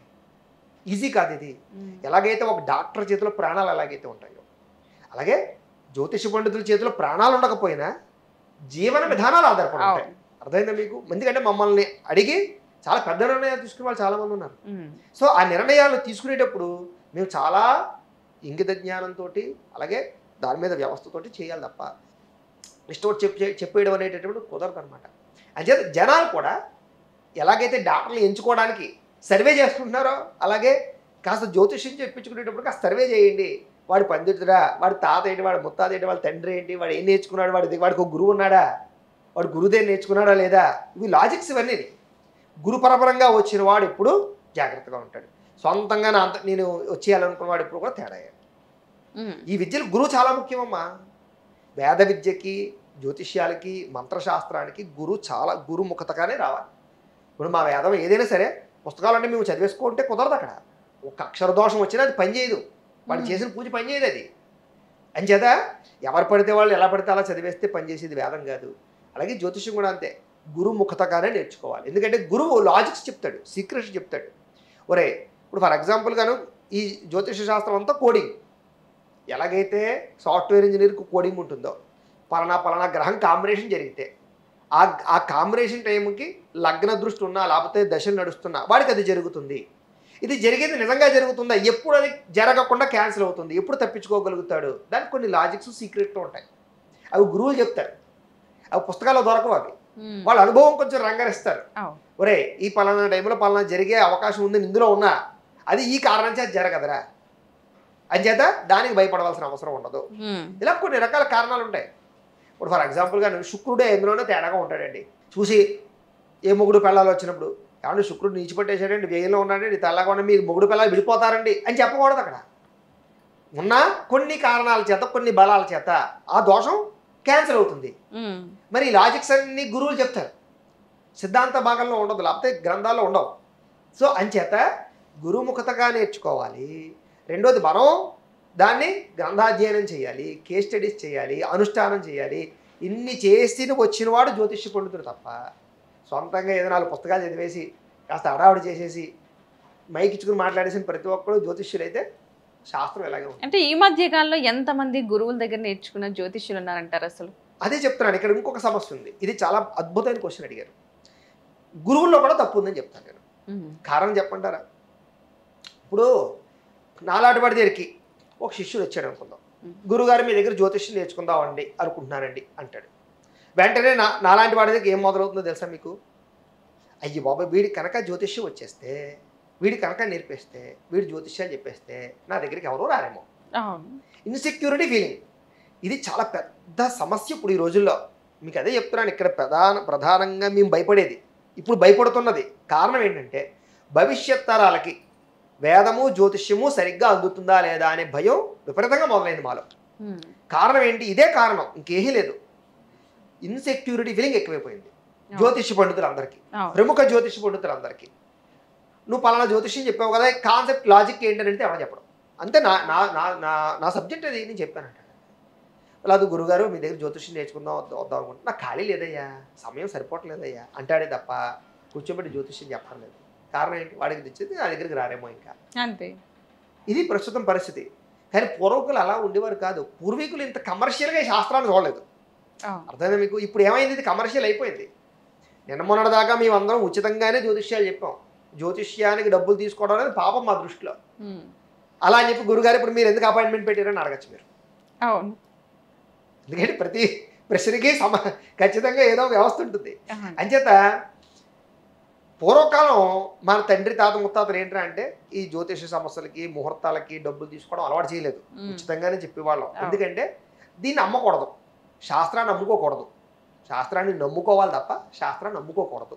ఎందుకంటే దానికి మనం బతుకుతున్నాం. దాని తగ్గనే వాళ్ళు ఏదైనా చెప్పామనుకోండి, ఆ పంచాంగంలో 100, 50 వాళ్ళు తోచింది పంచాంగంలో పెట్టేది దండం పెట్టి వెళ్ళిపోతారు. వాళ్ళు ఎంత ఇచ్చారని కూడా చూడడం అనమాట. అంటే ఇంతకి చెప్తామనే రూల్ లేదు, ఇంత ఇవ్వాలని రూల్ లేదు. దేనికి వాళ్ళకి నచ్చింది తోచింది దక్షిణగా ఇవ్వడం అనేది అలవాటు, అంతే. అలాగే ఉండేది నా జీవితంలో కూడా. గత 5 ఏళ్ల క్రితం వరకు కూడా దీనికి అపాయింట్మెంట్లని డబ్బులని ఏవీ లేవు. అయితే ఈ మధ్యకాలంలో మీడియాల్లోకి మేము వచ్చిన తర్వాత, మేము కాస్త పబ్లిసిటీ వ్యవస్థ వచ్చిన తర్వాత, కాస్త మేము చెప్పే ఫలితాలు ఎక్కువ జనాలకి దగ్గరగా రావడం వల్ల ఎక్కువ మంది జనాలు మమ్మల్ని అప్రోచ్ అవ్వడం మొదలైపోయిన తర్వాత ఎలా తయారైందంటే, ఫోన్లో ఒకటి వచ్చేసి, వాట్సాప్లో ఒకటి వచ్చేసి, ఇందులోకి వచ్చిన తర్వాత గురుగారిని పలానా అమ్మాయిని ప్రేమిస్తున్నానండి, ఆ అమ్మాయి ఇప్పుడు వేళ బయటకు వస్తుందా లేదా అని అడుగుతాడు.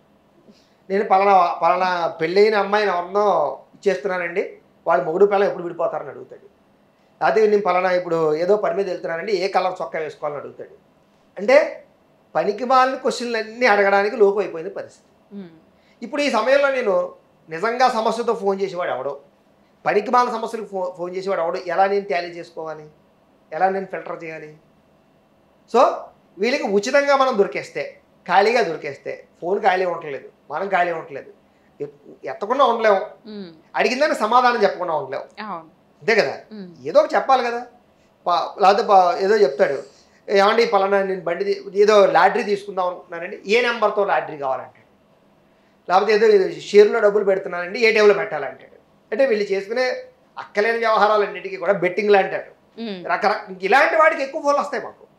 సో ఇలాంటి వాటిల్లో మనం ఎవరిని నమ్మాలి, ఎవరిని వ్యవస్థ చేసుకోవాలి, ఇలాంటి వాటికి సమాధానం చెప్పుకుంటూ పోతే ఏమైపోతుంది? సో ఫిల్టర్ చేయాలంటే అలాగా వీళ్ళకి ఉచితంగా చెప్తే పని అవ్వదు. ఎంతో కొంత రుసుము పెట్టకపోతే ఇది ఫిల్టర్ అవ్వదు అని మినిమం ఒక 500 రూపాయలు కనీసం పెడితే ఫిల్టర్ అవుతుంది అని పెట్టేవే తప్ప దీన్ని క్యాష్ చేసుకోవాలి కదా. అలా వచ్చిన డబ్బులు కూడా మేము గోసేవకి అన్నదాన కార్యక్రమాలకి వినియోగించడం తప్ప సొంతంగా వాడుకోమన్నమాట. అంటే దీన్ని అమ్ముకునే ఉద్దేశం కాదు. అర్థమైందా మీకు? అంటే కమర్షియాలిటీ అనేటటువంటిది దీంట్లోకి రావడం వల్ల, ఈ మధ్య పెరిగిపోవడం వల్ల వ్యవస్థ దీంట్లోకి వచ్చేసి ఇది నేర్చేసుకుని ఎలాగైనా సరే డబ్బులు సంపాదించేద్దాం తాపత్రయం పెరిగిపోయింది జనాలకి. దాంతో జనాలందరూ వచ్చి నేర్చేసుకుందాం అనుకుంటారు. ఈ చెప్పే గురువులు తక్కువైపోయారు. కారణం ఏంటి? Insecurity feeling. దీనివల్ల ఏమైంది? ఏదో 4 పుస్తకాలు చదివే జ్యోతిష్యం చెప్పేయడం వల్ల అక్కలేనటువంటి వీడియోలు ఎక్కువైపోయి సమస్యలు మొదలైపోయి అక్కడంతా వ్యవస్థ అంతా పాడైపోయింది. అయితే ఇప్పటికీ నేను ఒకటే చెప్తున్నాను, ఎవరు ఏమవుతారనేది నాకు అనవసరం, ఈ శాస్త్రం నిలబడాలి అని నేను ఏం చేశానంటే, నేను ఒక ప్రత్యేకంగా ఒక ఛానల్ పెట్టి వెదురుపాక గురూజీ ఆస్ట్రో గురూజీ తెలుగు అని ఒక ఛానల్ పెట్టి నేనే జ్యోతిష్యం నేర్పడం మొదలుపెట్టాను ఉచితంగా.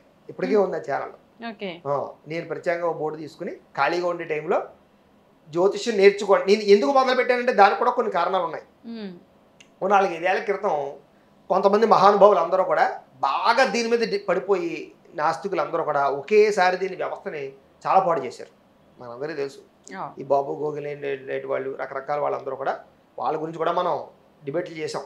అయితే ఆ సమయంలో దీని మీద చాలా ఎక్కువ ప్రభావం పడిపోయింది, మా మీద ఎక్కువ ప్రెజర్ పడిపోయింది. ఎందుకంటే పూర్వకాలంలో కొంచెం దీనికి అథారిటీగా కొంచెం దీన్ని వ్యవస్థ చేస్తూ మేము బాగా ఎక్కువగా ఉన్నాం కదా ప్రచారంలో. పూర్వకాలం నుంచి ఉన్నవాళ్ళం, మేము బాధ్యతాయుతంగా ఉన్నవాళ్ళం. మేము ఈ మధ్యకాలంలో చాలామంది వచ్చారు, అది వేరే విషయం. కొంచెం బాధ్యతాయుతంగా రెస్పాన్సిబిలిటీ తీసుకునే స్థితిలో ఉన్నవాళ్ళం మేము, సమాధానం చెప్పవలసిన పరిస్థితులు. మా మీద ప్రెజర్ పెరిగిపోయి అప్పుడు చాలామందికి ఫోన్లు చేసేవాళ్ళం మేము. ఏం చేద్దాం, ఒరే నువ్వు పల్లనతో ఈ ఫలితం ఎలా చెప్పావు, ఈ ఫలితం ఎలా చెప్పావు, ఏంటిది, దేని బేస్ చేసుకుని చెప్పావు అని అడిగితే, అయ్య బాబాయ్ అలా కాదండి, నేను పల్లవాడిదే ఎవడవాడు ఏం చెప్పాడు నీకు, అయ్యా తర్వాత గురుగారు ఏమనుకోద్దండి, మేము నేర్చుకుందామని నేర్పివాళ్ళు లేడండి, ఏదో చెప్తున్నామండి, ఏదో బతుకు తిరగకండి. ఇలాగా ప్రతి ఒక్కళ్ళు అలా చెప్పడం మొదలుపెట్టారు. ఎన్ని ఫోన్లు చేసినా ఓ 10-15 ఫోన్లు చేస్తే ప్రతి ఒక్కళ్ళు కూడా వాళ్ళు ఫైనల్గా వచ్చి, ఎందుకురా నువ్వు యూట్యూబ్లోకి వచ్చి లేకపోతే టీవీలోకి వచ్చి ఇలా చెప్తున్నావు, వాళ్ళ ఏంటి దీనికి కారణం, నువ్వు చెప్పిన దాని బేస్ ఏంటి అని అడిగితే బేస్ చెప్పేవాళ్ళు కాదు, ఏదేదో పిచ్చి పిచ్చి మాటలు చెప్పేవారు కాసేపు హడావుడికి. తర్వాత పిచ్చి పిచ్చి నాటకాలు ఆడుతున్నావు ఏంటి, మొత్తం నీ వ్యవస్థ అంతా బయట వచ్చేస్తుందని చెప్తే అప్పుడు అవి ఏమనుకోకండి బాబు గురువు గారు, మేము బతుకు తెరవండి, నేర్పి వాళ్ళు ఎవరు లేరండి, నేర్చుకుందాం, మీరు నేర్పుతారా అండి, ఇలా మొదలుపెట్టేవారు. ఓహో ఇలా ఉందని అన్నమాట వీళ్ళకి. సరే నేర్చుకోండి మీరు, ఫస్ట్ జ్యోతిష్యం చెప్పండి, నష్టమే లేదు, నేర్చుకుని చెప్పండి. దీనివల్ల మన వ్యవస్థ అభాస్పాలు అవ్వదు. నేర్చుకుని శుభ్రంగా చెప్పండి, ఏం తప్పు లేదు అని చెప్పి నేను ఏం చేశానంటే మీ అందరికీ నేను ఒక ఛానల్ పెట్టి నేను ప్రత్యేకంగా జ్యోతిష్యం నేర్పుతాను, ఉచితంగా నేర్పుతాను. నాకు ఆ ఇన్సెక్యూరిటీ ఫీలింగ్లు ఏం లేవు. నా దగ్గరికి ఎవడో రాకపోయినా నాకు నష్టం లేదు. ఈ శాస్త్రం బతకాలి, భవిష్యత్ తరాలకు అందించాలి అని చేత నేను చక్కగా ఈ జ్యోతిష్యాన్ని అంతా నేర్పుతానని కూలంకుషంగా పామరుడు కూడా అర్థమయ్యే రీతిలో ఓ ఛానల్ పెట్టి చెప్పడం మొదలుపెట్టాను. అయితే కొన్నాళ్ళు నడిచింది, మళ్ళీ నాకేదో బిజీగా ఉన్న కారణం చేత ఇంకా చెప్పాలి, ఇంకా పాఠాలు చాలా ఉన్నాయి. 30-40 పాఠాలు చెప్పాను. అలా కొంతమంది కొన్ని బేసిక్స్ నేర్చుకుని కొన్ని చేర్చుకుని ఉన్నవాళ్ళు ఉన్నారు. అలాగా జ్యోతిష్య వ్యవస్థని అందించే వాళ్ళు తక్కువైపోయారు ప్రస్తుత కాలంలో. దానివల్ల నేర్చుకునే వాళ్ళు తక్కువైపోయారు. ఇంకొకటి కూడా ఉంది, శిష్యరకం చేయాలి. దీనికి గురువు దగ్గర ఏదైనా నేర్చుకోవాలంటే మేము పూర్వం శిష్యరకం ఎలా చేసేవాళ్ళం, ఇప్పుడు గురువుకు ₹1 ఇవ్వక్కలేదు, మనం ఉచిత విద్య ఇదంతా కూడా.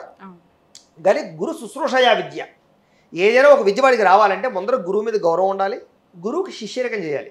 చేస్తే కానీ ఏ విద్య రాదు. అంచేత పూర్వం మా గురువుల దగ్గర కూర్చుని వాళ్ళు శిష్యరకాలు చేసేవాళ్ళం. వాళ్ళు ఏం పని చెప్తే ఆ పనులు చేసేవాళ్ళం. అన్ని రకాల పనులు చేస్తే వాళ్ళు రోజుకు 1-2 గంటలు చదువు చెప్పేవారు. ఆ 2 గంటల చదువు కోసం మిగతా సమయం అంతా వాళ్ళ కోసం సేవ చేయడం సరిపోయేది. అయినా అది సేవ బాధగా భావించే వాళ్ళం కాదు.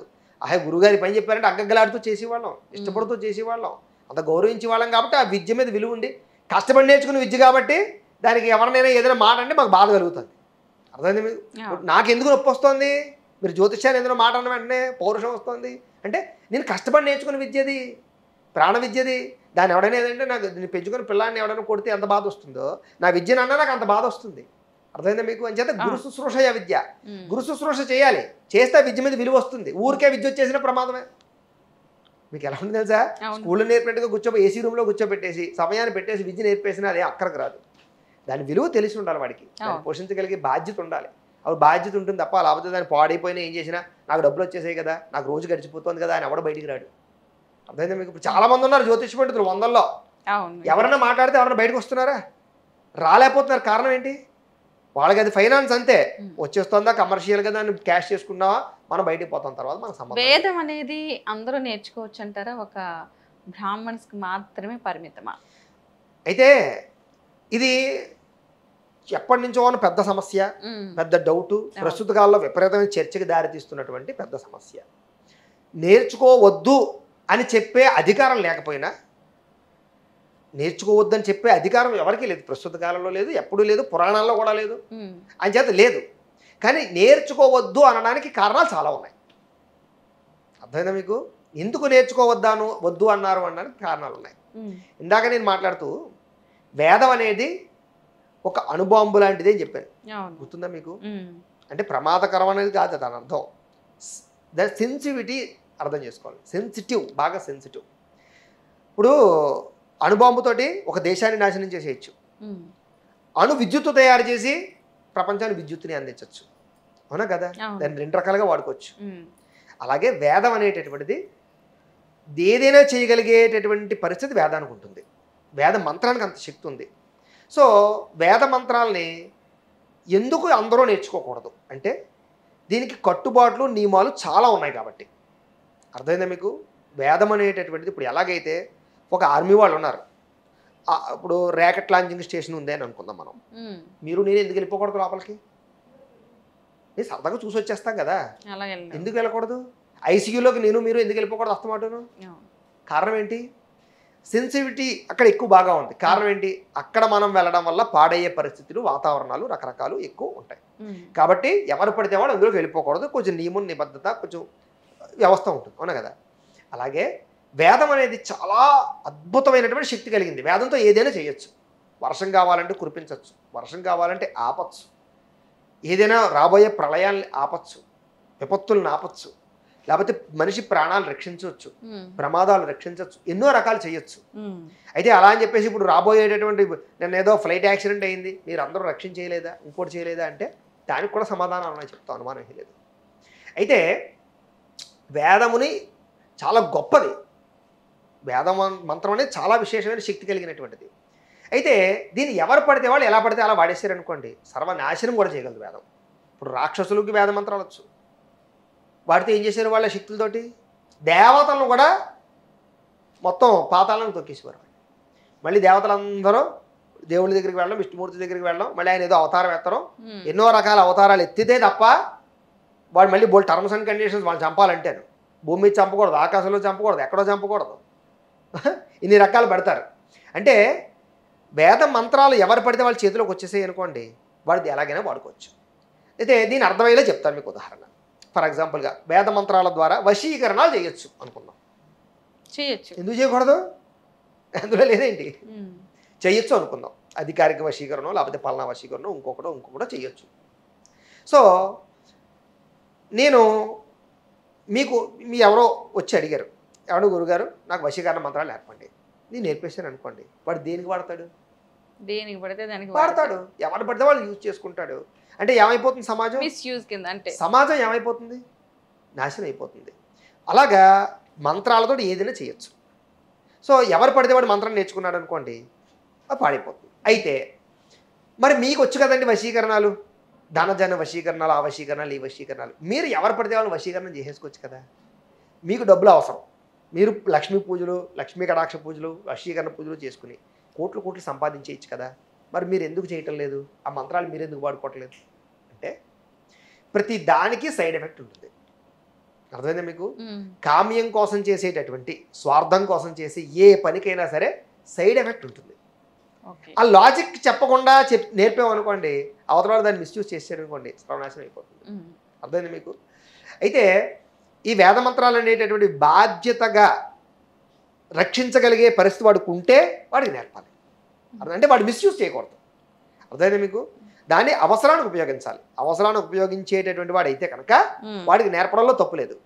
అయితే ఇక్కడ వేద మంత్రాలు ఉండే ప్రమాదాలు చెప్తాను మీకు. ఎందుకు అనుభవంతో పోల్చామంటే, మీకు నేను ఓ మంత్రం చెప్పాను, ఓ గాయత్రి మంత్రమో ఇంకొక మంత్రమో చెప్పాను. ఓ మంత్రం చెప్పిన తర్వాత ఆ మంత్రంలో అక్షరాలు కానీ స్వరాలు కానీ మీరు సరిగ్గా పలకలేదు, స్వరయుక్తంగా లేదు, అనుదాత్త ఉదాత్త స్వరితాలు ఉంటాయి మంత్రాలు. ఇప్పుడు బాలసుబ్రహ్మణ్యం ఉన్నారు గారు, ఎస్పి బాలసుబ్రహ్మణ్యం గారు పాటలు పాడుతూ ఉంటే తిడుతూ ఉంటాడు ఆయన ఎక్కువ. అవునా కదా? మనం తెలిసాక పాడుతా తీగాలి ప్రోగ్రామ్ చూసాము మనం, లేదా? అస్తమాడు పేర్లు ఎడుతూ ఉంటారు. అక్కడక్కడ స్వరం తేడా వచ్చింది, అక్కడక్కడ అలా భావం తేడా వచ్చింది, అక్కడక్కడ తేడా వచ్చింది అని. కారణం ఏంటి అంటే అక్కడ ఆ స్వరం అలా పలికితేనే దానికి అది అందం. అవునా కదా? అవన్నీ స్వరాలు మిస్ మ్యాచ్ అయితే అది సింక్ అవ్వదు, నేచర్కి సింక్ అవ్వదు. అది దానివల్ల ఖచ్చితంగా నెగిటివ్గా. ఇప్పుడు ఒక పాటని మనం అందంగా పాడడానికి వికారంగా పాడడానికి తేడా ఉందా లేదా?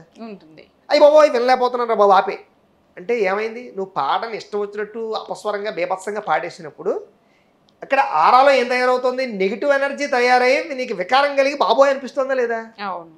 అంటే మాటలో పాటలో స్వరంలో వికారం అనేది ఆనందించేటటువంటి దాని వ్యవస్థ ఉందా లేదా? మనం ఆస్వాదించే వ్యవస్థ ఉందా లేదా? ఉంది. ఇప్పుడు మీరు రోడ్డు మీద వెళ్తున్నారు, ఎవరో మంచి గానం అందంగా పాడుతున్నారు, బండి ఆపే స్టక్ పెట్టి చూస్తాను లేదా? చూస్తాం. ఏంటి కారణం? అంటే అక్కడ స్వరంలో ఒక పాజిటివ్ వైబ్రేషన్స్తో కూడుకున్నటువంటి ఆరా క్రియేట్ అవుతుంది, దాన్ని మనం అట్రాక్ట్ అవుతున్నాం, అది పాజిటివ్. అలాగే నెగిటివ్ సైన్ పాజిటివ్ సైన్ ఎలాగ ఉందో మంత్రాలు కూడా అంతే. మనం స్వరాలు లేకుండా చదివితే, స్వరాలు లేకుండా ఒత్తులు లేకుండా అనుదాత్త ఉదాత్త స్వరితాలు సరిగ్గా లేకుండా చదివితే దానివల్ల టెర్రరిస్టులు పుడతారు. ఇది అసలు లాజిక్. అర్థమైంది మీకు? పూర్వకాలం రాక్షసులు పుడతారు అనేవారు, ఇప్పుడు టెర్రరిస్టులు పుడతారు. పూర్వకాలం రాక్షసులు పుట్టేవారు, వాళ్ళు ఏం చేసేవారు? ఎవడైనా బాగుంటే వాడికి నచ్చదు, ఎవడైనా హోదాను అనుభవిస్తే వాడికి నచ్చదు, వీడి కంట్రోల్లోనే ఉండాలి, అధికారం వీడి చేతుల్లోనే ఉండాలి, ఇంద్రుడైనా సరే కుర్చీ వీడికి ఇచ్చేసి కింద కూర్చోవాలి, అదే రాక్షసత్వం. ఇప్పుడు టెర్రరిస్టులు ఏంటి? మా మతమే నగ్గాలి, మేము చెప్పిందే వినాలి, ఎవడో ఆనందంగా ఉండకూడదు, సంతోషంగా బతకూడదు, చచ్చిపోవాలి, అందరూ ఏడుతుంటే ఇడికి ఆనందం, ఇదే టెర్రరిస్టు. అంచేత స్వరయుక్తంగా మంత్రాలు చదవకపోతే, అనుదాత్త ఉదాత్త స్వరితాలు లేకపోతే ఆ మంత్రాలు చెప్పే అపస్వరాల వల్ల టెర్రరిస్టులు పుట్టుకొస్తారు. కాబట్టి ప్రమాదకరమైన వ్యక్తులు. అందుకనే కదా ప్రస్తుత కాలంలో ఎక్కువ మంది మర్డర్లు చేసేవారు, మానభంగాలు చేసేవారు, తప్పులు చేసేవారు, మోసాలు చేసేవారు ఎందుకు పెరిగిపోతున్నారు? ఇంకో ఇలాంటి తప్పుడు వ్యవస్థ జరగడం వల్లే. అందుచేత ఇన్ని నియమ నిబద్ధనలు ఉంటాయి. మరి స్వరయుక్తంగా మంత్రాలు నేర్చుకోవాలంటే మేము నేర్చుకోవచ్చు కదండి, బ్రాహ్మణులు కాకపోయినా ఇతర వర్ణాల వాడినైనా నేర్చుకోవచ్చు కదండి. మేము నేర్చుకుంటామండి, నేర్చుకోవద్దని ఎవ్వరూ చెప్పలేదు. దీనికి త్యాగాలు చేయాలి. మరి మేము త్యాగాలు చేసాం. ఇప్పుడు నాకు 7 ఏట ఉపనయనం చేశారు, 7 సంవత్సరాలు. నాకు ఏం తెలుసు అప్పుడు? ఆడుకునే వయసు. అప్పటి నుంచి నాకు సంధ్యావందనం, పొద్దున్న లేచే తెల్లవారుజామున లేవడం, సమయం సూర్యోదయానికి సంధ్యావందనం చేయాలి, పొద్దున్న నేను గోచి పెట్టుకోవాలి, పిలక పెట్టుకోవాలి, సంధ్యావందనం చేయాలి, ఉల్లిపాయలు భారీ చేయాలి, తగ్గించేయాలి, లేకపోతే అస్తమాటం తినకూడదు, ఏది పడితే అది ఎక్కడ పడితే అక్కడ బయట తినకూడదు, దీని బోళ్ళు ప్రాయశ్చిత్తాలు ఉంటాయి. ఏదో ఎవరినైనా చేసి వచ్చామంటే మళ్ళీ ఇంట్లో ప్రాయశ్చిత్తం చేసుకోవాలి, బయట ఫుడ్ తింటే ఇంట్లోకి వచ్చి యజ్ఞోపేతం మార్చుకోవాలి, ఇలా ఎన్నో ఉంటాయి, రకరకాల టర్మ్స్ అండ్ కండిషన్స్ ఉంటాయి. ఆ కండిషన్స్ అన్ని పాటించేవాడిని, గురు శుశ్రూష చేసేవాడిని. వ్యాధి విద్య నేర్చుకోవాలని పొద్దున మొదలు పెడితే రాత్రి దాకా బజ్రో గంట 2 గంటలు రెస్ట్ తీసుకుని అలా చదువుతూనే ఉండాలి, వరిలేస్తుండాలి. వరిలేసింది మానకుండా మళ్ళీ కంటిన్యూగా జీవితాంతం అలవాటు చేసుకుంటూ ఉండాలి. అంటే దాన్ని పోషించాలి. రండి మీరు త్యాగం చేసి జీవితాన్ని ఇందులోకి అదే పని మీద ఉండాలి. నేనేదో మంత్రాలు తీసుకుని ఉద్యోగం చేస్తాను, కాసేపు వ్యాపారం చేస్తాను, కాసేపు ఎక్కడో తిరుగుతాను, కుదరదు అలాగా. ఎందుకంటే నేను ఒక మంత్రం మీకు నేర్పేనే అనుకుందాం, మీరు 10 రోజులు దాన్ని పట్టించడం మానేసరే అనుకుందాం, స్వరం మారిపోతుంది, అక్కడ ఒత్తులు మారిపోతాయి, అపస్వరాలు వచ్చేస్తాయి. కుదరదు అలాగా. ఎలా పడితే అలా స్వరాలు చెప్పే అధికారం మనకు లేదు. ఎందుకంటే దానికి శక్తి ఉంది, దానివల్ల నెగిటివ్ ఎనర్జీ పుడుతుంది, దానివల్ల ప్రపంచ వినాశనానికి కారణం అవుతున్నాం. కాబట్టి దాన్ని పోషించే పరిస్థితి ఉండి జీవితాన్ని త్యాగం చేసి ఇదే వృత్తిలో ఉంటూ దీన్ని పోషిస్తాను అంటే మత్స్య మాంసాలు మానేసి, మత్స్య మాంసాలు ఎందుకు తినకూడదు? నాలుక స్వరయుక్తంగా పలకదు, ఖచ్చితంగా తేడా వచ్చేస్తుంది. ఓ వారం 10 రోజులు వరుసగా ఉల్లిపాయలు తినేసాం అనుకోండి, అయిపోయింది, నాలుక మందం పట్టేస్తుంది, స్వరం కరెక్ట్గా రాదు. మా గురువులు తినేస్తారన్నమాట. చిన్నతనంలో చెప్తున్నాను, అదావా ఏదో నాలుక మంద పడిపోయింది, ఏం తిన్నావు ఇన్ని రోజుల నుంచి, అదావా అన్నారు కదా అని తిడతారన్నమాట. అంటే ఏంటి, ఆ అక్షరం స్పష్టంగా పలకాలంటే నాలుక తలసగా ఉండాలి, తాటగా బద్దపడిపోకూడదు. ఎప్పుడైతే ఉల్లిపాయలు వెల్లుల్లిపాయలు మత్స్య మాంసాలు తింటామో నాలుగు మొద్దు మారిపోతుంది, ఆ అక్షరం కరెక్ట్గా రాదు. ఉద్బుద్ధ్యస్వాగ్నే ప్రతి జాగృహ్యరమిష్ఠా పూర్తే సగుంసర యథాభయంచ పునః కన్వగ్స్వా పెతరమివాన మన్వాదాగుంసి త్వయిదంతు వేతం. అందులో అన్ని రకాల స్వరాలు జరగాలి. అది అలవాటు చిన్నప్పటి నుంచి అదే వ్యవస్థలో ఉండి వ్యవస్థ చేసుకుంటే ఆ అక్షరం స్పష్టంగా అలా వస్తుంది. వచ్చేసింది, బాగానే ఉంది, నేర్చేసుకున్నాను, ఇంకా అయిపోయింది కదా. ఇప్పుడు మీరు డిగ్రీ చదువుతారు, మీకు సర్టిఫికేట్ వచ్చేసింది. సర్టిఫికేట్ వచ్చేసిన తర్వాత మీరు మళ్ళీ పాత పుస్తకాలు చదువుకుంటారా? పాత క్వశ్చన్స్ అన్ని ఆన్సర్స్ గుర్తుపెట్టుకుంటారా? పనే లేదు. ఉద్యోగం వచ్చేసిన తర్వాత మీకు వాడితో ఏ పని లేదు, గుర్తుపెట్టుకోకపోయినా మీకు ఏం నష్టం లేదు. కానీ మేము చదువుకున్న విద్య నేర్చుకున్నప్పుడు ఎలా గుర్తుందో, ఏ అక్షరం గుర్తుందో, ఏ స్వరం గుర్తుందో, ఏ ఒత్తు గుర్తుందో, మేము చనిపోయే రోజు కూడా అది గుర్తుండాలి. ఉండాలంటే డైలీ దాన్ని వదిలేసుకోవడము, డైలీ దాన్ని ఇచ్చేసుకోవాలి. సో పొద్దు నుంచి రాత్రి దాకా నేను 4 గంటలు అదే పనిలో ఉండకపోయినా రోజుకో 1-2 గంటల సాధన చేసుకోవాలి. సాధన చేయాలంటే మత్స్య మాంసాలు మానేయాలి, ఆహార నియమాలు పాటించాలి, జీవన విధానంలో మార్పు తీసుకురావాలి, సమయానికి సంధ్యావందనం చేయాలి. ఇవన్నీ కొంచెం కట్టుబాట్లు, నియమాలు, నిష్టలు కొంచెం సాంప్రదాయబద్ధంగా ఉండాలి. ఇవన్నీ ఆచరించి ఓపుకుండి చేసుకోగలిగితే ఎవరన్నా వేదం నేర్చుకోవచ్చు. రండి. అర్థమైనా మీకు? గురువుగారు, అదే మీరు అన్న దగ్గరికి వస్తున్నా, ఒకరి జాతకంలో వాళ్ళు ఎలాంటి వాళ్ళు అనేది క్యారెక్టర్ తెలుస్తుంది చూసే వాళ్ళకి. అంటే వాళ్ళకి చెప్పడానికి కొన్ని అంశాలు చెప్పినా మొత్తం పూర్తిగా ఎవరు ఆయుష్తో పాటు ఎవరు చెప్పరు, కొంతవరకే చెప్తారు. బట్ వాళ్ళ క్యారెక్టర్ ఏంటి, వాళ్ళు భవిష్యత్తులో ఏమవుతారు, అంటే మంచిగా ఎదుగుతారా, మీరు అన్నట్టు టెర్రరిజం వైపు వెళ్తారా అనేది కూడా క్లారిటీ ఉంటుంది కదా. ఆ జాతకాన్ని బట్టి వాళ్ళకి నేర్పించచ్చు కదా. అంటే వాళ్ళు మంచితనం అనేది అందులో కనిపిస్తుంది. వాళ్ళు ఒక 10 మందికి సాయం చేసే మనస్తత్వం కావచ్చు, 10 మందికి ఇప్పుడు విద్య నేర్చుకున్న వాళ్ళు 10 మందికి నేర్పించకపోయినా పాపం అని అంటున్నారు కాబట్టి ఆ రకంగా కూడా అనుకోవచ్చు. సో అలాంటి వాళ్ళు నేర్చుకోవచ్చు కదా, 10 మందికి ఉపయోగపడతారు కదా వాళ్ళైనా సరే. మంచి లాజిక్ ఉంది ఇందులో మీరు చెప్పిన దాంట్లో. ఇప్పుడు చిన్నప్పుడే పుట్టిన వెంటనే జాతకాలు చూపిస్తారు. జాతకం అంటే లేదు, పుట్టిన బిడ్డకి నక్షత్రం చూపిస్తారు టైం బట్టి. పుట్టిన వెంటనే కొన్ని రకాల శాంతులు చేయిస్తారు. చూసారా మీకు, పల్లాది నక్షత్ర శాంతి ఉందండి, లేకపోతే పలానా పిల్లాడికి బాలారిష్ట దోషాలు ఉన్నాయని, అక్కడే వాడిని పుట్టిన నక్షత్రాన్ని బట్టే వీడు స్పీడా స్లోవా ఏంటి కొంతమంది మేనమావకి గండం అని, తల్లికి గండం అని, తండ్రికి గండం అని, అందులో ఆల్రెడీ కొన్ని వచ్చేస్తాయి. చిన్నప్పుడే నువ్వులో నీడ చూసి అప్పుడు పిల్లాడిని చూస్తుంటారు, మేనమావ కానీ తండ్రి కానీ. చిన్నప్పుడే పుట్టినప్పుడే కొన్ని శాంతులు జరిగిపోతాయి. అక్కడ కొంత ప్రాయశ్చిత్తం అయిపోతుంది. 12 సంవత్సరాలు దాటిన తర్వాత వరకు జాతకాలు చూడకూడదు. 12 సంవత్సరాలు దాటాక జాతకాలు చూస్తారు. చూసాక ఈలోపు వాళ్ళకి అర్థమైపోతుంది పిల్లలు అగ్రెసివ్గా ఉన్నాడా, కోపిష్ట, మూర్ఖుడా, మాట వింటలేదా, అల్లరిగా ఉంటున్నాడా ఏంటి అర్థమైపోతుంది. అప్పుడు జాతకాలు చూపిస్తారు మాలాంటి వాళ్ళ దగ్గరికి వచ్చి. బాగున్నాయి అనుకోండి, జాతకాలతో పని లేదు. తేడాగా ఉన్నాడు అనుకోండి, జాతకాలు చూపిస్తారు.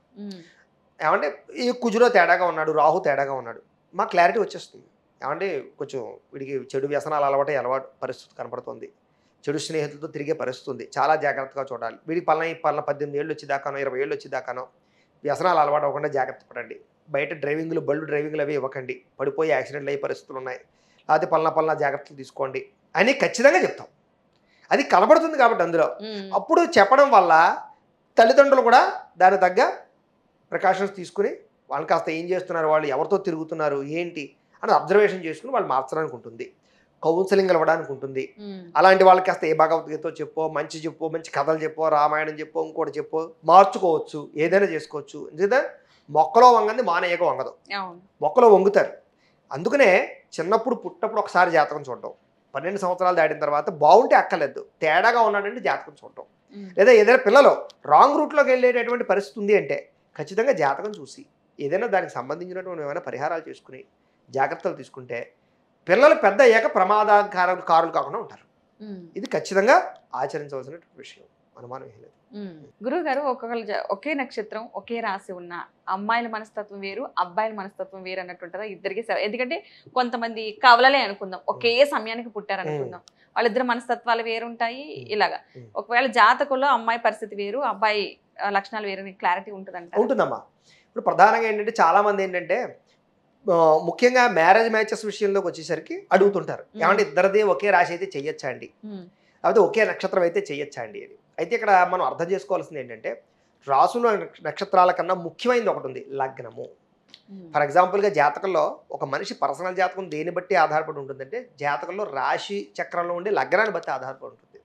సో ఆ లగ్నంలో ఖచ్చితంగా డిఫరెన్సెస్ ఉంటాయి. ఇప్పుడు మీది నాది మిథున రాశి అనుకున్నా, నా లగ్నం వేరుంటుంది, వృశ్చిక లగ్నం అది ఉంటుంది, మీది ఏ కర్కాటక లగ్నం అయి ఉంటుంది, మొత్తం జాతకంతో మారిపోతుంది. కొన్ని మాత్రం సిమిలర్గా ఉంటాయి, చాలా కొంచెం అంటే నక్షత్రాన్ని బట్టి రాశిని బట్టి కొన్ని లక్షణాలు దగ్గరగా ఉంటాయి. ఫర్ ఎగ్జాంపుల్గాను ఈ మిథున రాశి వారందరికీ కూడా మామూలుగా కొంచెం సాఫ్ట్నెస్, కొంచెం మంచితనము, ఓర్పు, సహనము ఇవన్నీ ఎలా ఉంటాయి, ఇద్దరిలోనే ఉంటాయి. కామన్గా ఉండేవి కొన్ని ఉంటాయి, అంతే తప్ప జీవితం అంతా ఒకేలా మాత్రం ఉండదు. ఖచ్చితంగా వాళ్ళ కోరికలు వేరేగా ఉంటాయి, వాళ్ళ చదువులు వేరేగా ఉంటాయి, వాళ్ళ నిర్ణయాలు వేరేగా ఉంటాయి, వాళ్ళ జీవన విధానం వేరేగా ఉంటుంది తప్ప కొన్ని ఇష్టాలు, కొన్ని వాతావరణాలు, కొన్ని పరిస్థితులు మారతాయి తప్ప ఏమి మారవు. అంచేత ఒకే సమయంలో పుట్టిన వాళ్ళైనా సరే ఇందాక నేను చెప్పినట్టుగా కర్మ సిద్ధాంతాన్ని బట్టి కూడా వాళ్ళ జీవితంలో మార్పులు వస్తూ ఉంటాయి. మరి ఇంతలా మార్పులు ఉన్నప్పుడు గురుగారు సంవత్సరానికి సరిపడగా జాతకం పంచాంగ రూపంలో ఆ ఉగాది రోజున సంవత్సరాది రోజున ఈ నక్షత్రం వాళ్ళకి ఇలా ఉంటది, ఈ రాశి వాళ్ళకి ఇలా ఉంటది, 12 రాశులు చెప్పేస్తూ ఉంటారు. అది ఎంతమందికి సహకరిస్తుంది, ఎంతమంది ప్రతి ఒక్కరు ఏంటంటే ఓకే మిథున రాశి అంటే మిగ రాశి, లేదంటే అది కన్యా రాశి అంటే కన్యా రాశి, ఎందరికి ఒకేలా ఉంటుంది. కానీ రిజల్ట్ చూస్తే, ఒరిజినాలిటీ చూస్తే అక్కడ కొంతమందికి మాత్రమే వాళ్ళు అనుకున్నట్టు ఉండొచ్చు, కొంతమందికి ఉండదు. కానీ నక్షత్రం అదే, రాశి అది. మరి ఏంటి ప్రాబ్లం ఎక్కడ ఉందంటే అదే చెప్తున్నాను. ఇక్కడ నేను కూడా ప్రతి వీడియోలోనూ నేను చెప్పే జ్యోతిష పండితుల్లో వీడియోలో చివర ఒక ముక్క చెప్తాను, ఇవి గోచార ఫలితాలు అంటే ఈ రాశిలో ఉండే కోటాను కోట్ల మంది అందరికీ వర్తిస్తాయి కాబట్టి ఆ రకంగా వినండి. ఒకవేళ మీ పర్సనల్ జాతకం అంటే మీకు ఒక్కరికి ఎలా ఉందో తెలుసుకోవాలి అంటే కనుక దానికి మీ date of birth, time, place of birth, మీ పేరు మాకు వాట్సాప్ పెట్టండి, లేదా ఫోన్ చేయండి. అప్పుడు మీ పర్సనల్ లగ్నం వస్తుంది, లగ్నాన్ని బట్టి మీ యాజ్ ఇట్ ఈస్ జాతకం వస్తుంది. ఫర్ ఎగ్జాంపుల్గాను ఈ నెలలో ఈ మాసంలో పలానా కర్కాటక రాశి వారికి వివాహం అయ్యేటటువంటి యోగ్యత ఉంది అని చెప్తాను. ఆల్రెడీ మీకు వివాహం అయిపోయింది అనుకుందాం, ఇప్పుడు మీకు వివాహం అవుతుంది మళ్ళీ ఇప్పుడు ఏంటి కొత్తగా, లేకపోతే మళ్ళీ కర్కాటక రాశి వారికి ఉద్యోగం వస్తుంది అంటారు, మీరు ఆల్రెడీ ఉద్యోగం చేస్తున్నారు, మళ్ళీ కొత్తగా ఎక్కడి నుంచి వస్తుంది ఉద్యోగం. సో ఎవరైతే ఆ రాశిలో ఉన్న వాళ్ళకి పెళ్ళి అవ్వలేదో వాళ్ళకి అది పనిచేస్తుంది, ఆ పాయింట్ వాళ్ళది. ఎవరైతే ఆ రాశిలో ఉన్న వాళ్ళు ఉద్యోగ ప్రయత్నాలు చేస్తున్నారో వాళ్ళకి ఆ పాయింట్. సో అది ఏంటంటే సిమిలర్గా వర్తిస్తుంది. అది అంటే అందరికీ సంబంధించినటువంటివి ఫలితాలు అవి. అందులో మీకు కావాల్సిన పాయింట్ మీరు తీసుకుంటారు, మీకు ఆ లోటు ఉంటే అది పని అవుతుంది. ఈ నెలలో గృహయోగం ఉంది, కొత్తగా ఇల్లు కట్టే అవకాశం కానీ కొత్తగా ఇల్లు కొనే అవకాశం కానీ ఉంది మిథున రాశి వారికి అని చెప్తాం. ఆల్రెడీ ఇంట్లో ఉన్న వాళ్ళకి మళ్ళీ కొత్తగా ఇంట్లో వెళ్ళిపోతారు, కొత్తగా ఇల్లు కడతారని కాదు, ఎవరైతే ఇంటి కోసం ప్రయత్నం చేస్తున్నారో వాళ్ళకి ఆ సమయంలో వస్తుంది అని. సో గోచార ఫలితాలు అవన్నీ అందులో మేము చెప్పేటప్పుడు కూడా ఇవి అందరికీ సంబంధించినవి. ఇందులో మీకు అవసరమైన కొన్ని పాయింట్లు ఉంటాయి, అది మీరు అర్థం చేసుకోండి. మీరు ఏ ప్రయత్నం చేస్తున్నారో దానికి సంబంధించిన ప్రయత్నం ఇందులో ఉంటే మీకు వస్తుంది. విదేశాలు వెళ్ళే వారికి వీసాలు రిజెక్ట్ అయ్యే అవకాశం ఉంది, లేకపోతే విదేశీయ ఆరోగ్యతలో ఇబ్బందులు ఉన్నాయి ఏం చెప్తాం. మనం ఇప్పుడు విదేశాలు వెళ్ళే పనులు లేవు, మరలా రిజెక్ట్ అవుతుంది అంటే ఎవడైనా వెళితే వెళ్ళాలని ప్రయత్నం చేస్తే. సో ఆ పాయింట్ వాళ్ళకి అంటే అన్ని పాయింట్లు మీ ఒక్కరివి కావు, అవి కోట్ల మంది ఉన్నారు వాళ్ళకి సంబంధించిన అన్ని పాయింట్లు, అందులో మీకు కావాల్సింది మీరు తీసుకోండి. మిమ్మల్ని మీ పర్సనల్ మీకు ఒక్కరికి ఏంటి లగ్నం, అది డేట్ ఆఫ్ బర్త్ టైంను బట్టి వస్తుంది. అప్పుడు చెప్పేది మిథున రాశి వారికి సంబంధం లేదు, కర్కాటక రాశి వారికి సంబంధం లేదు, మీది ఏ రాశి అయితే ఆ రాశికి వాళ్ళకి ఎవరికి సంబంధం లేదు, మీ లగ్నానికి సంబంధం. అది మీ మీ పర్సనల్ జాతకం. మీకు ఎప్పుడు ఉద్యోగం వస్తుంది, మీకు ఎప్పుడు పెళ్ళి అవుతుంది, మీకు ఎప్పుడు సంతానం కలుగుతారు, మీ మీ వ్యవస్థ, మీ గుణగణాలు, ఆలోచనలు ఇంకా డీప్గా మీకు కరెక్ట్గా వచ్చేటటువంటి జాతకం అనమాట. అందుకు జాతకం చూసి చెప్పాలి అవన్నీ కూడా. ఒక జాతకంలో A to Z ఉంటాయి, వాళ్ళ లైఫ్ ఏంటి, బ్రతకడం దగ్గర నుంచి ఎలాంటి జీవితం ఉంటుంది, ఎలాంటి కష్టాలు ఉంటాయి, అవన్నీ తెలిసినా సరే కొంతమంది జాతక పరిశీలన చేయించే వాళ్ళు కొంతమంది ఉంటారు, దానికి పరిహారాలు చేయించుకునే వాళ్ళు ఉంటారు, అది పక్కన పెడితే కొంతమందికి ఏమీ చూపించుకోరు, బట్ లైఫ్ బాగానే లివ్ చేస్తూ ఉంటారు. మాకు అలాంటి ప్రాబ్లమ్స్ లేవు, నేను ఎప్పుడు జాతక పరిశీలన చేయించుకోలేదు, నా కష్టాన్ని నమ్ముకున్నాను కొంతమంది, జాతకం నమ్ముకునే వాళ్ళు కొంతమంది. కష్టం జాతకం రెండిట్లో ఏది బెస్ట్? ఒక విషయం చెప్తాను మీకు. మీరు ఇప్పుడు సరదాగా హాస్పిటల్కి వెళ్తారా? ఎందుకు? అవసరం ఎలాంటి హెల్త్ ఇష్యూ లేదు అంతే. జాతకం ఎందుకు మరి? ఇప్పుడు ఎలాగైతే మీకు బాగా అనారోగ్యం, ఇప్పుడు తలకాయ నొప్పి వచ్చింది, హాస్పిటల్కి వెళ్తారా? మామూలుగా తలకాయ నొప్పి వచ్చింది, చిన్న తలనొప్పి అయితే పెద్దగా టాబ్లెట్ వేసేసుకుంటారు. అంచేత తలకాయ నొప్పికి టాబ్లెట్ ఏంటో మీకు తెలుసు. అంచేత ఎలాగైతే మనకి పెద్ద సమస్య వచ్చి ఇబ్బంది పడిపోతూ నలిగిపోతున్నామో, తలకాయ నొప్పి వచ్చింది, మాత్ర వేసుకున్నాం తగ్గింది, జ్వరం వచ్చింది, మాత్ర వేసుకున్నాం, పారాసెటమాల్ తగ్గింది, వెళ్ళాం. జ్వరం వచ్చింది, 2 రోజులు పారాసెటమాల్ వేసాం, 3 రోజులు పారాసెటమాల్ వేసాం, యాంటీబయాటిక్లు వేసాం, తగ్గడం లేదు. ఇప్పుడు ఏం చేస్తాం? హాస్పిటల్కి వెళ్తాం. వెళ్ళేదాకా డాక్టర్ ఏం చేస్తారు? ఖచ్చితంగా బ్లడ్ టెస్ట్లు చేస్తారు. అది మలేరియాయో డెంగ్యూ కూడా తెలుసుకోవాలి, దాన్ని వైద్యం చేస్తారు. అలాగే ఉత్తినే మీరు హాస్పిటల్కి వెళ్ళరు కదా, తలకాయ నొప్పి వచ్చిన వెంటనే వెళ్ళిపోరు కదా, జ్వరం వచ్చిన వెంటనే వెళ్ళిపోరు కదా. సమస్య తీవ్రం అయ్యాక అది ఏంటో తెలుసుకోవడానికి హాస్పిటల్కి వెళ్ళి తెలుసుకుని దాన్ని వైద్యం చేయించుకుంటారు. ఈ జ్యోతిష్యంలో కూడా అంతే. ఎప్పుడు రావాలి మీరు జ్యోతిష పండితుడి దగ్గరికి? సమస్య వచ్చినప్పుడు. ఊరికే జ్యోతిష్యం తెలుసుకోమని ఎవ్వడో చెప్పలేదు, మేము కూడా చెప్పాం. ఏంటి బాబు ఎందుకు వచ్చావు? అన్నీ బాగానే ఉన్నాయి గురుగారు, అసలు తెలుసుకుందామని వచ్చాను. ఏ అక్కలదయ్యా, హాయిగా అమ్మవారి దర్శనం చేసుకో, వెళ్ళిపో. సమస్య లేని కూడా జ్యోతిష్యం చెప్పి పర్లేదు. ఏం చేత? ఎప్పుడో 5 ఏళ్ల తర్వాత నీకేదో ప్రమాదం జరుగుతుందని నేను చెప్తాను, లేకపోతే నీకున్న ఆస్తి పోతుందని చెప్తాను, అదే మీ పిల్లలు ఎవరో నేను ఏదో వదిలేసి ఎక్కడికో పోతాను ఏదో చెప్తాను. 5 ఏళ్ల తర్వాత ఎప్పుడో జరిగేదానికి ఎప్పటి నుంచి అది బెంగడేసుకుంటాడు. 5 ఏళ్ల తర్వాత జరిగేది ఇంకో 2 ఏళ్ళ ముందర జరిగిపోతుంది అది. కానీ ఊరికే జాతకం చెప్పించుకుని వాడు ఏం చేశాడు? ఉన్న మనశ్శాంతిని పోగొట్టుకున్నాడు. అవునా కదా? చేత ఊరికే జ్యోతిష్యాలు చెప్పించుకోవడం కూడా ప్రమాదమే. అయినా ఆయన విటమిన్ మినరల్స్ వాటర్ మాత్రలు రాసి ఇచ్చేస్తారు, ఇవి వేసుకొని 2 రోజులకు ఒకసారి 3 రోజులకు ఒకసారి అండి. నేను చేత వచ్చిన తర్వాత ఏదో చెప్పాలి, లేకపోతే డాక్టర్ గారు ఎందుకు అవుతారు? అని చేత కనీసం ఏ డి విటమిన్ ట్యాబ్లెట్లో, అదే విటమిన్ ట్యాబ్లెట్లో, కాల్షియం ట్యాబ్లెట్లో ఏవో రాసి వేసుకొని అన్న తగ్గ బాగానే ఉంటుంది, కొంచెం నీరసంగా ఉంటుందని అంతా బాగానే ఉంది అంటాడు, ఏదో మాత్రం రాసిస్తా. అలాగే జ్యోతిష్యం ఊరికే చెప్పించుకోక్కర్లేదు, చెప్పించుకోకూడదని చెప్తున్నాను నేను. సమస్య ఉండాలి. సమస్య వచ్చి ఇబ్బంది పడిపోతూ మీరు ట్రై చేస్తున్నా సరే నలిగిపోతూ ఉంటే అప్పుడు మీరు జ్యోతిష్యం చెప్పించుకుంటే అప్పుడు మేమేం చేస్తాం? ఎలాగైతే డాక్టర్ బ్లడ్ టెస్ట్ చేస్తాడో మేము కూడా జాతకం టెస్ట్ చేస్తాం. అంటే వాడి జాతకం అంతా వేస్తాం. ఓహో పలానా తేడా ఉంది, పలానా గ్రహం తేడా ఉంది, ఇగో ఈ గ్రహాలకి జపం చేయాలి, ఈ దేవత హోమం చేయాలి, ఇది చేయాలి, ఇది లేకపోతే ఈ వారం చేసుకో, ఈ దానం ఇది చెప్తాం. ఆ తర్వాత వాడికి అది కంట్రోల్ అవుతుంది, వాడు ఆ సమస్య నుంచి బయటపడతారు. వ్యవస్థ. ఇంత జాతకాలు చూసి అంత ఘనంగా వేద పండితుల మధ్య జరిగే వివాహాలు ఎందుకు విచ్ఛిన్నం అవుతున్నాయి అసలు ఈ రోజుల్లో? అద్భుతం. అయితే ఇక్కడ 2 రకాల పాయింట్లు ఉన్నాయి. ఇది రోజు మాకు వచ్చే పెద్ద సమస్య. ఇది అర్థమైందా మీకు? సమస్య ప్లస్ ప్రస్తుత కాలంలో సమాధానం చెప్పలేని పరిస్థితి. ఇది అందరూ అడుగుతారు. అయితే 2 కారణాలు ఉన్నాయి దీనికి. ఒకటి ఏమిటంటే జాతకాలు కరెక్ట్గా ఇస్తున్నారా లేదా అని ఫస్ట్ పాయింట్ గుర్తుపెట్టుకోండి. ఇక్కడ ఏమవుతుందో తెలుసా మీకు? ఇది దొరుకుట్లా లేదు రోజులు, అందరూ తెలివిన వాళ్ళు అయిపోయారు. జాతకాలు చూస్తున్నారు ఫస్ట్. మాలాంటి వాళ్ళు తిరిగి వచ్చి ఒరే కుజదోషం ఉంది, ఎవరికైనా జాతకం ఇస్తే కుజదోషం అంటారు, పళ్ళ దోషం అంటారు, ఏదో కలత్ర దోషం అంటారు, అది చేత కొంచెం లేట్ అవుతుంది, పెళ్ళి అవుతుంది, అదే పెళ్ళిళ్ళ పేరు 5 వరకు వెళ్తున్నారు. ఏమండి ఆశ్లేష నక్షత్రం అండి, మూలా నక్షత్రం అండి, ఆ నక్షత్రం అండి, అంత గమ్ముని రారండి ఎదరికి అని చెప్తాడు ఏ పెళ్ళిళ్ళు వేరయ్యో. మాలాంటి వాళ్ళు తిరిగి వస్తారు. అవును గురుగారు ఆశ్లేష నక్షత్రం అండి, మూలా నక్షత్రం ఆ నక్షత్రం అంటున్నారు, గమ్మున అవ్వమంటున్నారు, ఓ పని చేయకూడదు, కొంచెం డేట్ ఆఫ్ బర్త్ మార్చకూడదా? డేట్ ఆఫ్ బర్త్ మార్చి కొంతమందికి ఏజ్ ఎక్కువైపోతుంది, పెళ్ళిళ్ళు అవ్వడం లేదు, ఒక 2 ఏళ్ళు కొంచెం తగ్గించి జాతకం ఇదేలా ఈ నక్షత్రం వచ్చేలా రాసి ఇచ్చేయండి, రాసి ఇచ్చేస్తున్నారు. అలాగా జాతకాలు చూపించుకుని పెళ్లి ముహూర్తాలు పెట్టించుకునే వాళ్ళు ఈ రోజుల్లో ఎంతమంది ఉన్నారు తెలుసా మీకు? అంటే ఇవన్నీ బయటికి రావడం లేదు, చాలా ప్రమాదకరం. మేము కూడా అందుకని చాలా చాలా జాగ్రత్తగా దీని గురించి వ్యవస్థ చేసి తప్ప ఎదరికి వెళ్ళలేదు. పెళ్లి ముహూర్తాల విషయంలో ఫస్ట్ అడిగేస్తున్నాం మేము, కరెక్టా, జాతకం కరెక్టా, అవునా కాదా అని కొన్ని 4-5 క్వశ్చన్స్ వేసి ఇది పల్ల కదా ఓ టాలీ వేసుకుని ఓహో ఈ జాతకం వీడిదే అని అంచనా వేసుకుని చెప్తున్నాం. అంటే అలా తయారైంది ఒకటి. ఇందులో ఒక పెద్ద సమస్య ఉంది, ఇంకో కారణం ఉంది.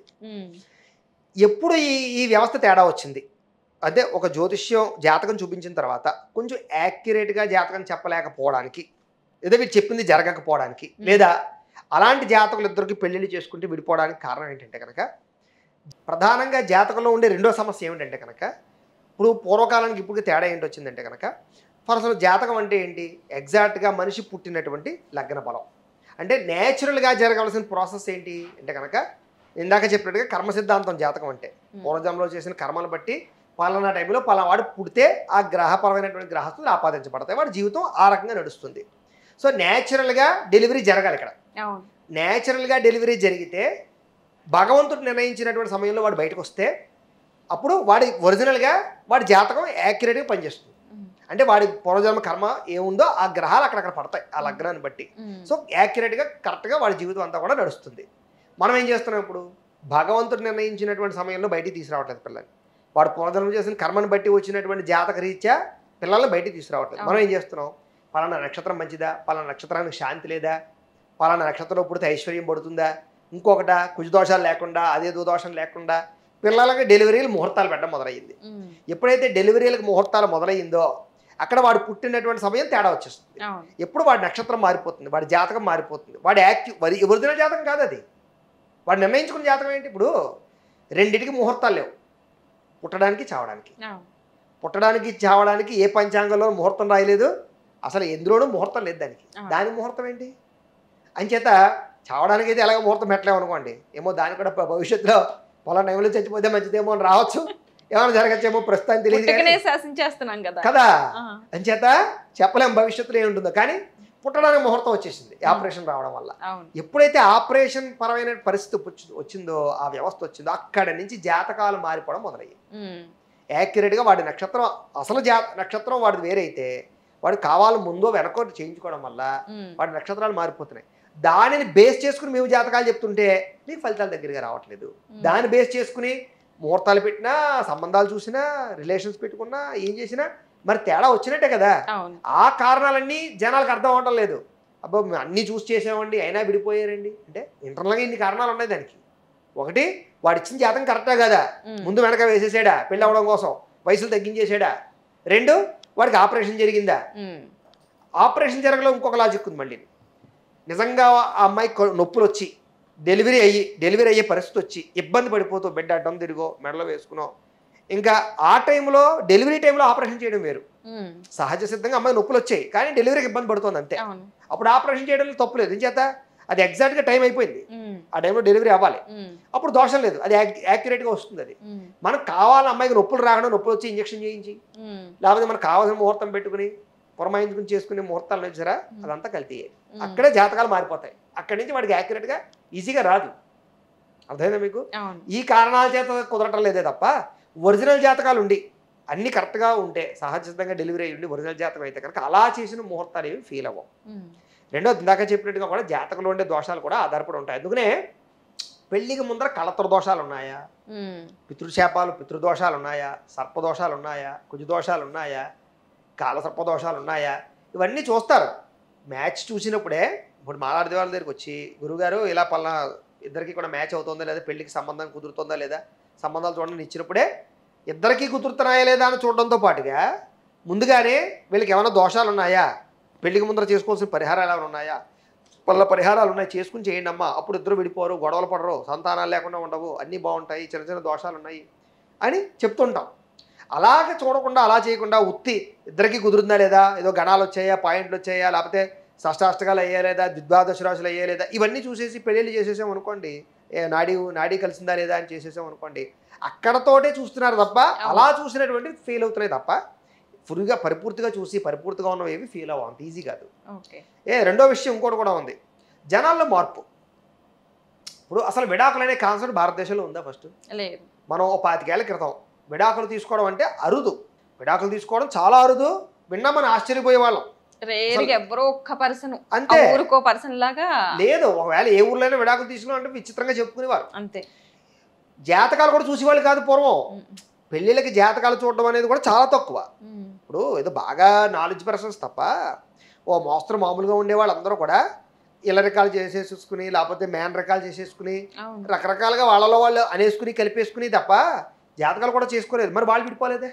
అదే కదా. నిజంగా చెప్పాలి, వాళ్ళ జాతకాలు షష్టాష్టకాలు వచ్చిన జాతకాలు ఎంతోమంది కాపురాలు చేశారు. ఉమ్. షష్టాష్టకాలు వస్తే అసలు కాపురం చేసి విడిపోతారు. ఉమ్. మరి అలాంటి వాళ్ళు పెళ్ళిళ్ళు చేసుకుని హాయిగా కాపురాలు చేశారు. కారణం ఏంటి? అప్పటి సమాజము, అప్పటి జీవన విధానము, అప్పటి మనుషులు, అప్పటి కట్టుబాట్లు వాళ్ళిద్దరినీ విడిపోయేయడానికి అవకాశం లేకుండా చేసి, విడిపోయే మాటలు లేనప్పుడు ఎలా విడిపోతారు? ఇప్పుడు ఒక పెళ్లి చేసుకున్నారండి, వాడు తాగుమోతు, ఉమ్. తిరుగుబోతు, ఉత్త దుర్మార్గుడు, ఏ పిల్లమైనా ఆ మొగుడు తాగుబోతు కాబట్టి నేను పుట్టింటికి వెళ్ళిపోతాను అన్నం కానీ, పుట్టింటికి వెళ్తే వాళ్ళు అమ్మ బాగానే వచ్చేసావు ఇంకెళ్ళకో వాడి దగ్గరికి అన్నం కానీ ఉందా? లేదు. అమ్మా తాగుమోతైనా తిరిగిపోతైనా మార్చుకో అమ్మా భరించమ్మా అని చెప్పి పంపించేవాళ్ళే తప్ప, వాడు 10 మంది దగ్గరికి వెళ్ళిపోతున్నా సరే వాడికి వచ్చాక మంచినీళ్ళు ఇవ్వడం, వాడికి భోజనం పెట్టడం, వాడిని సాకడం తప్పదు. ఇంట్లో అత్తగారికి మామగారికి సేవ చేయడం మామూలే. దేవుడికి దండాలు పెట్టుకోవడం ఒకటే వాళ్ళు, నా మొగుడు మారాలి, నా మొగుడు మారాలి తప్ప ఈ కారణం చేత మనం విడిపోవచ్చు అన్న థాటే వాళ్ళ మైండ్లో లేదు. ఆ అవకాశం లేదు వాళ్ళకి. మైండ్లో ఉన్నా అయ్యి బాబు ఈయన భరించలేకపోతున్నాం అని అవకాశం ఉన్నా ఇక్కడి నుంచి వెళ్ళడానికి లేదు, అక్కడ వాళ్ళు రమ్మనరు వచ్చినా తీసుకోరు. కారణం ఏంటి? వాళ్ళకి అప్రతిష్ట.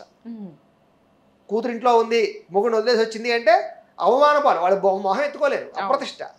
అంచేత కట్టుబాట్లు, నియమాలు, పరిస్థితులు పూర్వకాలంలో విడాకులు అనే పదం లేకుండా చేసాయి. ఇప్పుడు మొదటి పెళ్ళే కాదు, 2, 3, 4 పెళ్లిళ్ళు కూడా అయిపోతున్నాయి. మరి నేను ఎన్నో 3వ పెళ్లి ముహూర్తాలు పెట్టాను, 3వ పెళ్లి 4 పెళ్లి జాతకాలు ఎన్నో చూశాను. అంటే వారి జాతకంలో ముందే ఉంటుందంటారా? 2, 3 పెళ్లిళ్ళు చనిపోయి వివాహం చేసుకోవడం అనేది అది తప్పదు. కాకుండా విడిపోవడం, ఇక్కడ డివోర్స్ రావడం కాస్త ఆలస్యం, అంటే పేపర్స్ ఇంటికి వచ్చి లోపుగా ఇక్కడ ముహూర్తం అయిపోతుంది. ఇక్కడ ఏమవుతుందంటే అండి, జాతక బలం ఎక్కువ ప్రభావం చూపించేస్తుంది. ఇప్పుడు పూర్వకాలం జాతకంలో విడిపోయే సూచనలు ఉన్నా కూడా పూర్వం చేసుకున్న పూర్వీకుల బలాలు, పూర్వీకుల దైవ బలాలు, వాళ్ళు చేసిన పూర్వ పుణ్యాలు, దాన ధర్మాలు కాసేవి పిల్లలు విడిపోకుండా, గొడవలు పడిపోకుండా. ఇప్పుడు మనం పుణ్యం చేసే దానికన్నా పాపం చేసేది ఎక్కువైపోయింది. మన పిల్లలకి ఏమి ఇస్తున్నాం? మనం పుణ్యాన్ని ఇస్తున్నావా? పాపలో చేరిస్తున్నాం మనం, అవునా కదా? మనం అంతా ఎంతసేపు మనదంతా అక్రమ మార్గంలో డబ్బు సంపాదిస్తున్నాం. మనం చేసేది పొద్దున్న లేచింది అబద్ధాలు ఆడకుండా జీవితం గడవట్లేదు. మనం దానం చేయట్లేదు, ధర్మం చేయట్లేదు, ఇంకా పక్కవాడి ఉండి లాగేసుకుంటున్నాం, మోసాలు చేసి బతుకుతున్నాం. మరి ఇలా మనం సంపాదించింది, ఇలా వ్యవస్థ చేసింది ఏమవుతుంది? పిల్లలకు కొట్టయిపోతే అంచేత ఈ కారణాల చేత మన పిల్లల జీవితాలు కూడా పుణ్యాలు లేకుండా పాపం చేసేయడం వల్ల పిల్లలు కొడేస్తున్నాయి. మన పూర్వీకులు అలా కాదు, పొద్దున్న లేచిన దగ్గర దానాలు ధర్మాలు, మంచో చెడో ఆలయాలు కట్టడాలు సహజ సిద్ధంగానే వాళ్ళ జీవితంలో మంచి పనులు ఆధారపడి ఉండేవి. ఏదైనా అబద్ధం ఆడితేనే వాళ్ళలో వాళ్ళు బాధపడిపోయేవారు. అంచేత ఆ కాలం చేసిన పెద్దల పుణ్యం కూడా పిల్లలు విడిపోకుండా ఉండడానికి కారణం అయ్యేవి. ఇప్పుడు మన పెద్దలు చేసే మహా పుణ్యాల వల్ల ఈ పిల్లలకి ఈ రకంగా జరుగుతుంది అనమాట. అనేక కారణాలు ఉన్నాయి, చెప్పుకుంటూ పోతాను. ప్రతి ఒక్కరు కూడా చాలా మంది ఏం చెప్పినా దీనికి పూజ చేస్తే ఇలాంటి ఫలితం వస్తుంది, ఇక్కడ చెట్టు దగ్గర పూజ చేస్తే వస్తుంది అంటే ప్రతిదీ ఒక మూఢనమ్మకం. అంటే తెల్లారి లేచిన దగ్గర నుంచి అడిగి తీసి అడిగి వేసినా సరే ఇది చెయ్యాలి, ఇటువైపు నడవాలి, ఇటు కూర్చోవాలి, అటు తిరగాలి, ఇలా ప్రతిదీ నమ్మకం పెరిగిపోయింది, వాటి మీద డిపెండ్ అయిపోతున్నారు. సో ఇలా ముందు కూడా ఇలాగే అయిపోతే ఏంటి సార్ పరిస్థితి? చాలా ప్రమాదము. ఇప్పుడు అదే చెప్తున్నాను నేను. నమ్మకం వేరు, మూఢ నమ్మకం వేరు. కొన్ని నమ్మకాలు కొంతమందికి పనిచేయవు, కొంతమందికి కొన్ని నమ్మకాలు పనిచేస్తాయి. ఫర్ ఎగ్జాంపుల్గా నేనే ఉన్నాను, అసలు మూఢనమ్మకాలకి పరమ వ్యతిరేకం నేను, మామూలుగా కాదు. అయితే కొన్ని నాకు పనిచేస్తే కొన్ని నాకు పనిచేయవు. ఫర్ ఎగ్జాంపుల్ సింపుల్ ఎగ్జాంపుల్ చెప్తాను. ఎదురు రావడం అనేది ఒక నమ్మకం మనందరికీ కూడా. అవును, నాకు దాని మీద చాలా ఇబ్బందికరంగా ఉండేది. ఎంత ఇబ్బందికరంగా ఉండేది అంటే ఎస్తమాడు ఎదురు చూసుకు వెళ్ళడం, కారు వేసుకుని, ఎవడో సరైన ఎదురు రాకపోతే మళ్ళీ వెనక్కి రావడం, కాళ్ళు కడుక్కోవడం, ఏదో స్నానం చేసుకుని మళ్ళీ ఒక 5 నిమిషాలు కూర్చోవడం, మళ్ళీ వెళ్ళడం, ఇలాగ ప్రతి ప్రయాణానికి ఇదైపోయింది. ఈ మూఢనమ్మకాలు ఎట్రా బాబు చెత్త, ఇలాంటి మనం పట్టించుకోకూడదు ఈ కాలంలో కూడా అని తీసి పడేద్దాం, ఏదైతే అవుతుంది చూద్దామని 2-3 సార్లు ఎదురు తేడా వచ్చినా సరే వెళ్ళడం ప్రారంభం చేశాను. ఖచ్చితంగా నాకు ఏదో ఒక సమస్య వచ్చేది, పెళ్ళిన పని ఈజీగా అవ్వకపోవడము, ఏదో ఒకటి ఇంకోటి చిన్న తేడా వచ్చేది. సో నా జీవితంలో నాకు ఎదురు అనేటటువంటి సెంటిమెంట్ వర్కౌట్ అయింది, నాకు పనిచేసింది అది. సో అప్పటి నుంచి నేను మనం దీన్ని తెగించేద్దామని కుదరటం లేదు. కొన్ని నమ్మకాలు ఉన్నాయి నాకు, ఇంతమంది వెళ్తే తేడా వస్తుందనో, లేకపోతే పలానా టైంలో దుర్ముహూర్తంలో వెళితే పని అవ్వదనో, లేకపోతే ఇంకో రాహుకాలం యమగండంలో వెళ్తే పని అవ్వదనో, ఇవన్నీ ఉంటాయి కదా. అలా టైంని పట్టించుకోలేదు నేను. ఇప్పుడు ఈ ప్రయాణానికి దుర్ముహూర్తం చూడడం, వర్జం చూడడం, యమగండం చూడడం ఏం చూడడం, నాకు ఇష్టం వచ్చినప్పుడు వెళ్ళిపోతాను, నాకు ఇష్టం వచ్చినప్పుడు చేస్తాను. ఇప్పుడు పలానా ఏ వస్తువు కొనాలి, ఏదో రిజిస్ట్రేషన్ చేసుకోవాలి, అమావాస్య అనేది నేను రిజిస్ట్రేషన్ చేసుకుంటాను, అమావాస్య అనేది నేను కొంటాను, సెంటిమెంట్లు లేవు, అవి నాకు వర్కౌట్ అవ్వలేదు.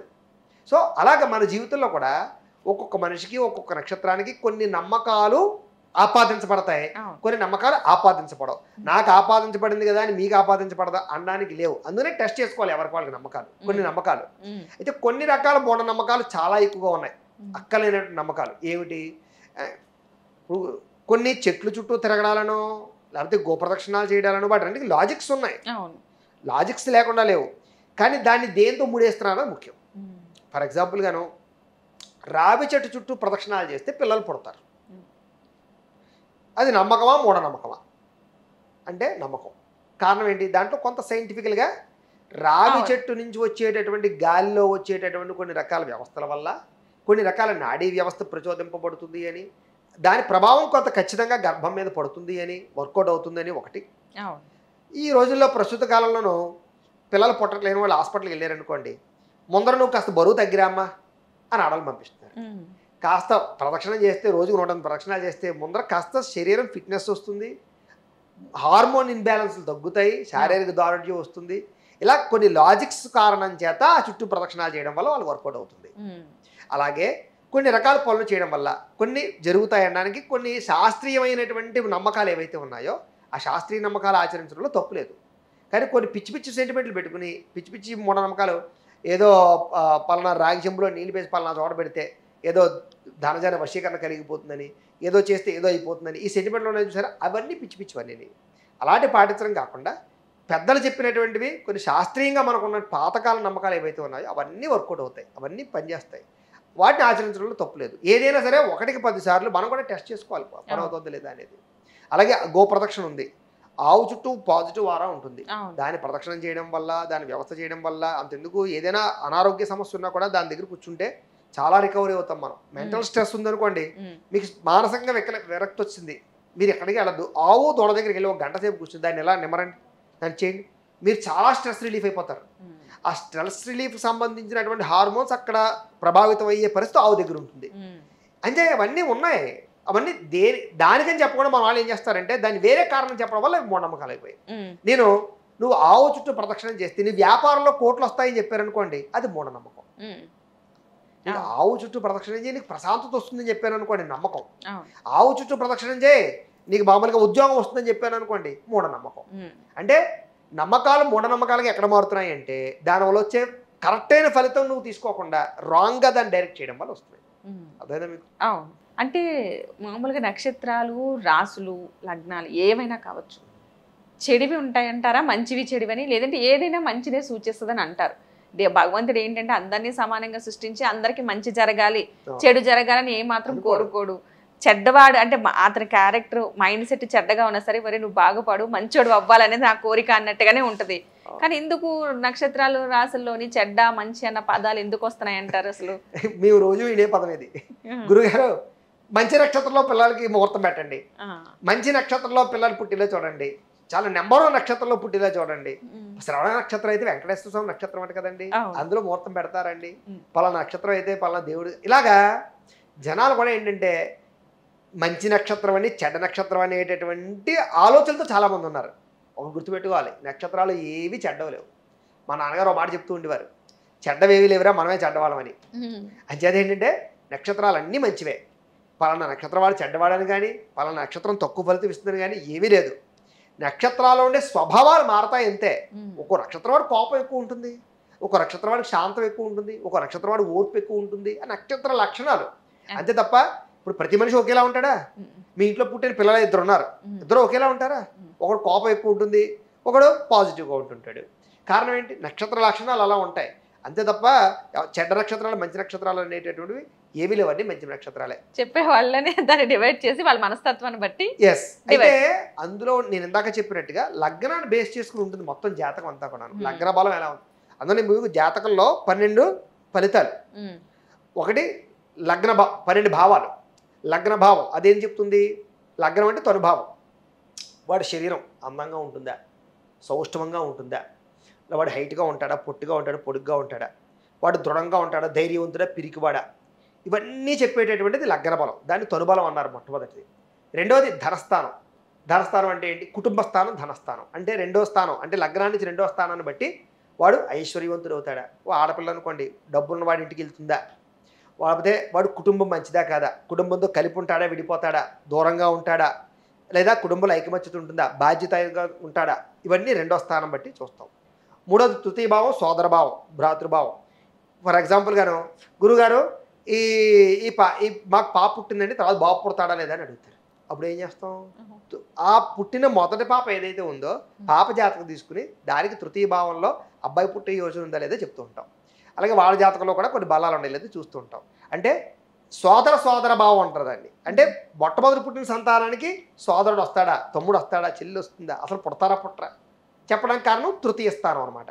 అలాగే మన అన్నదమ్ములు ఉన్నారు, వాళ్ళతో రిలేషన్ బాగుంటుందా, ఏదైనా ఆస్తి తగాదాలు వచ్చేస్తాయా, గొడవలు వచ్చేస్తాయా, ప్రేమాభిమాన ఆప్యాయతలు ఉంటాయా, లేదా గొడవ పడుతున్నారు, ఎప్పుడు కలుస్తారు, తృతీయ భావం, సోదర భావం మూడో స్థానం చూస్తాం.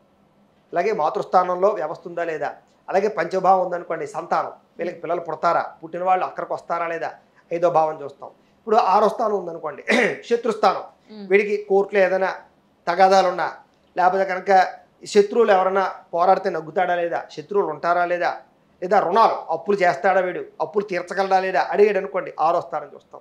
కళత్రభావం అంటే ఏడోది, అంటే భార్య, వీడికి ఎప్పుడు పెళ్ళి అవుతుంది, అందమైన అమ్మాయి వస్తుందా, తెల్లగా ఉంటుందా, నల్లగా ఉంటుందా, లేకపోతే కనుక అనుకుగా ఉండేది వస్తుందా, ఉద్యోగస్తురాలు వస్తుందా, ఆస్తిపరురాలు వస్తుందా, ఇవన్నీ ఏడో భావాన్ని బట్టి చెప్తారు.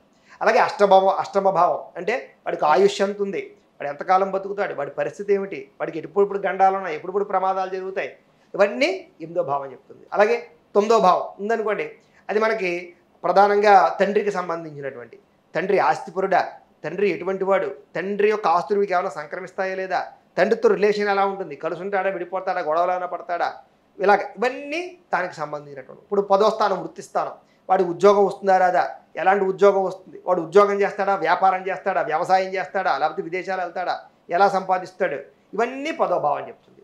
అలాగే 11వ స్థానం ఏకాదశ స్థానం, వాడు భాగ్యవంతుడా కాడా, వాడికి ఏమైనా కలిసి వచ్చేటటువంటి యోగాలు ఉన్నాయా లేదా, వాడికి తెలివితేటలు ఎలా ఉంటాయి, చదువు ఎలా వస్తుంది, నాలెడ్జ్ ఎలా ఉంటుంది, ప్రభుత్వ ఉద్యోగం వస్తుందా, లేకపోతే ఎలాంటి ఉద్యోగస్తుడు వస్తాడు, అవన్నీ ఏకాదశ స్థానం. వ్యయస్థానం అంటే వాడి నీచ స్థానం అనమాట, వ్యయస్థానం అనొచ్చు. లేకపోతే ఆ స్థానంలో ఎవడున్నాడు, ఏ బలం ఉంది, వాడికి ఏది మంచి ఏది చెడు, వాడి జ్ఞానం ఎలా ఉంటుంది, మోక్షం ఎలా ఉంటుంది, ఆధ్యాత్మికంగా ఉంటాడా, లేకపోతే ఆస్తికుడు అవుతాడా, ఇలాంటివన్నీ 12వ స్థానం చెప్తాం. అంటే జాతకంలో ఒక్కొక్క భావం ఒక్కొక్క ఫలితాన్ని చెప్తుంది కాబట్టి అవన్నీ కోడింగ్ చేసుకుని ఆధారం చేసుకుని మనం ఫలితాలు తెలుసుకుంటాం అనమాట. ఓకే గురుగారు, మంచి వివరాలు అందించారు, ధన్యవాదాలు. చాలా సంతోషమ్మా, నమస్కారం.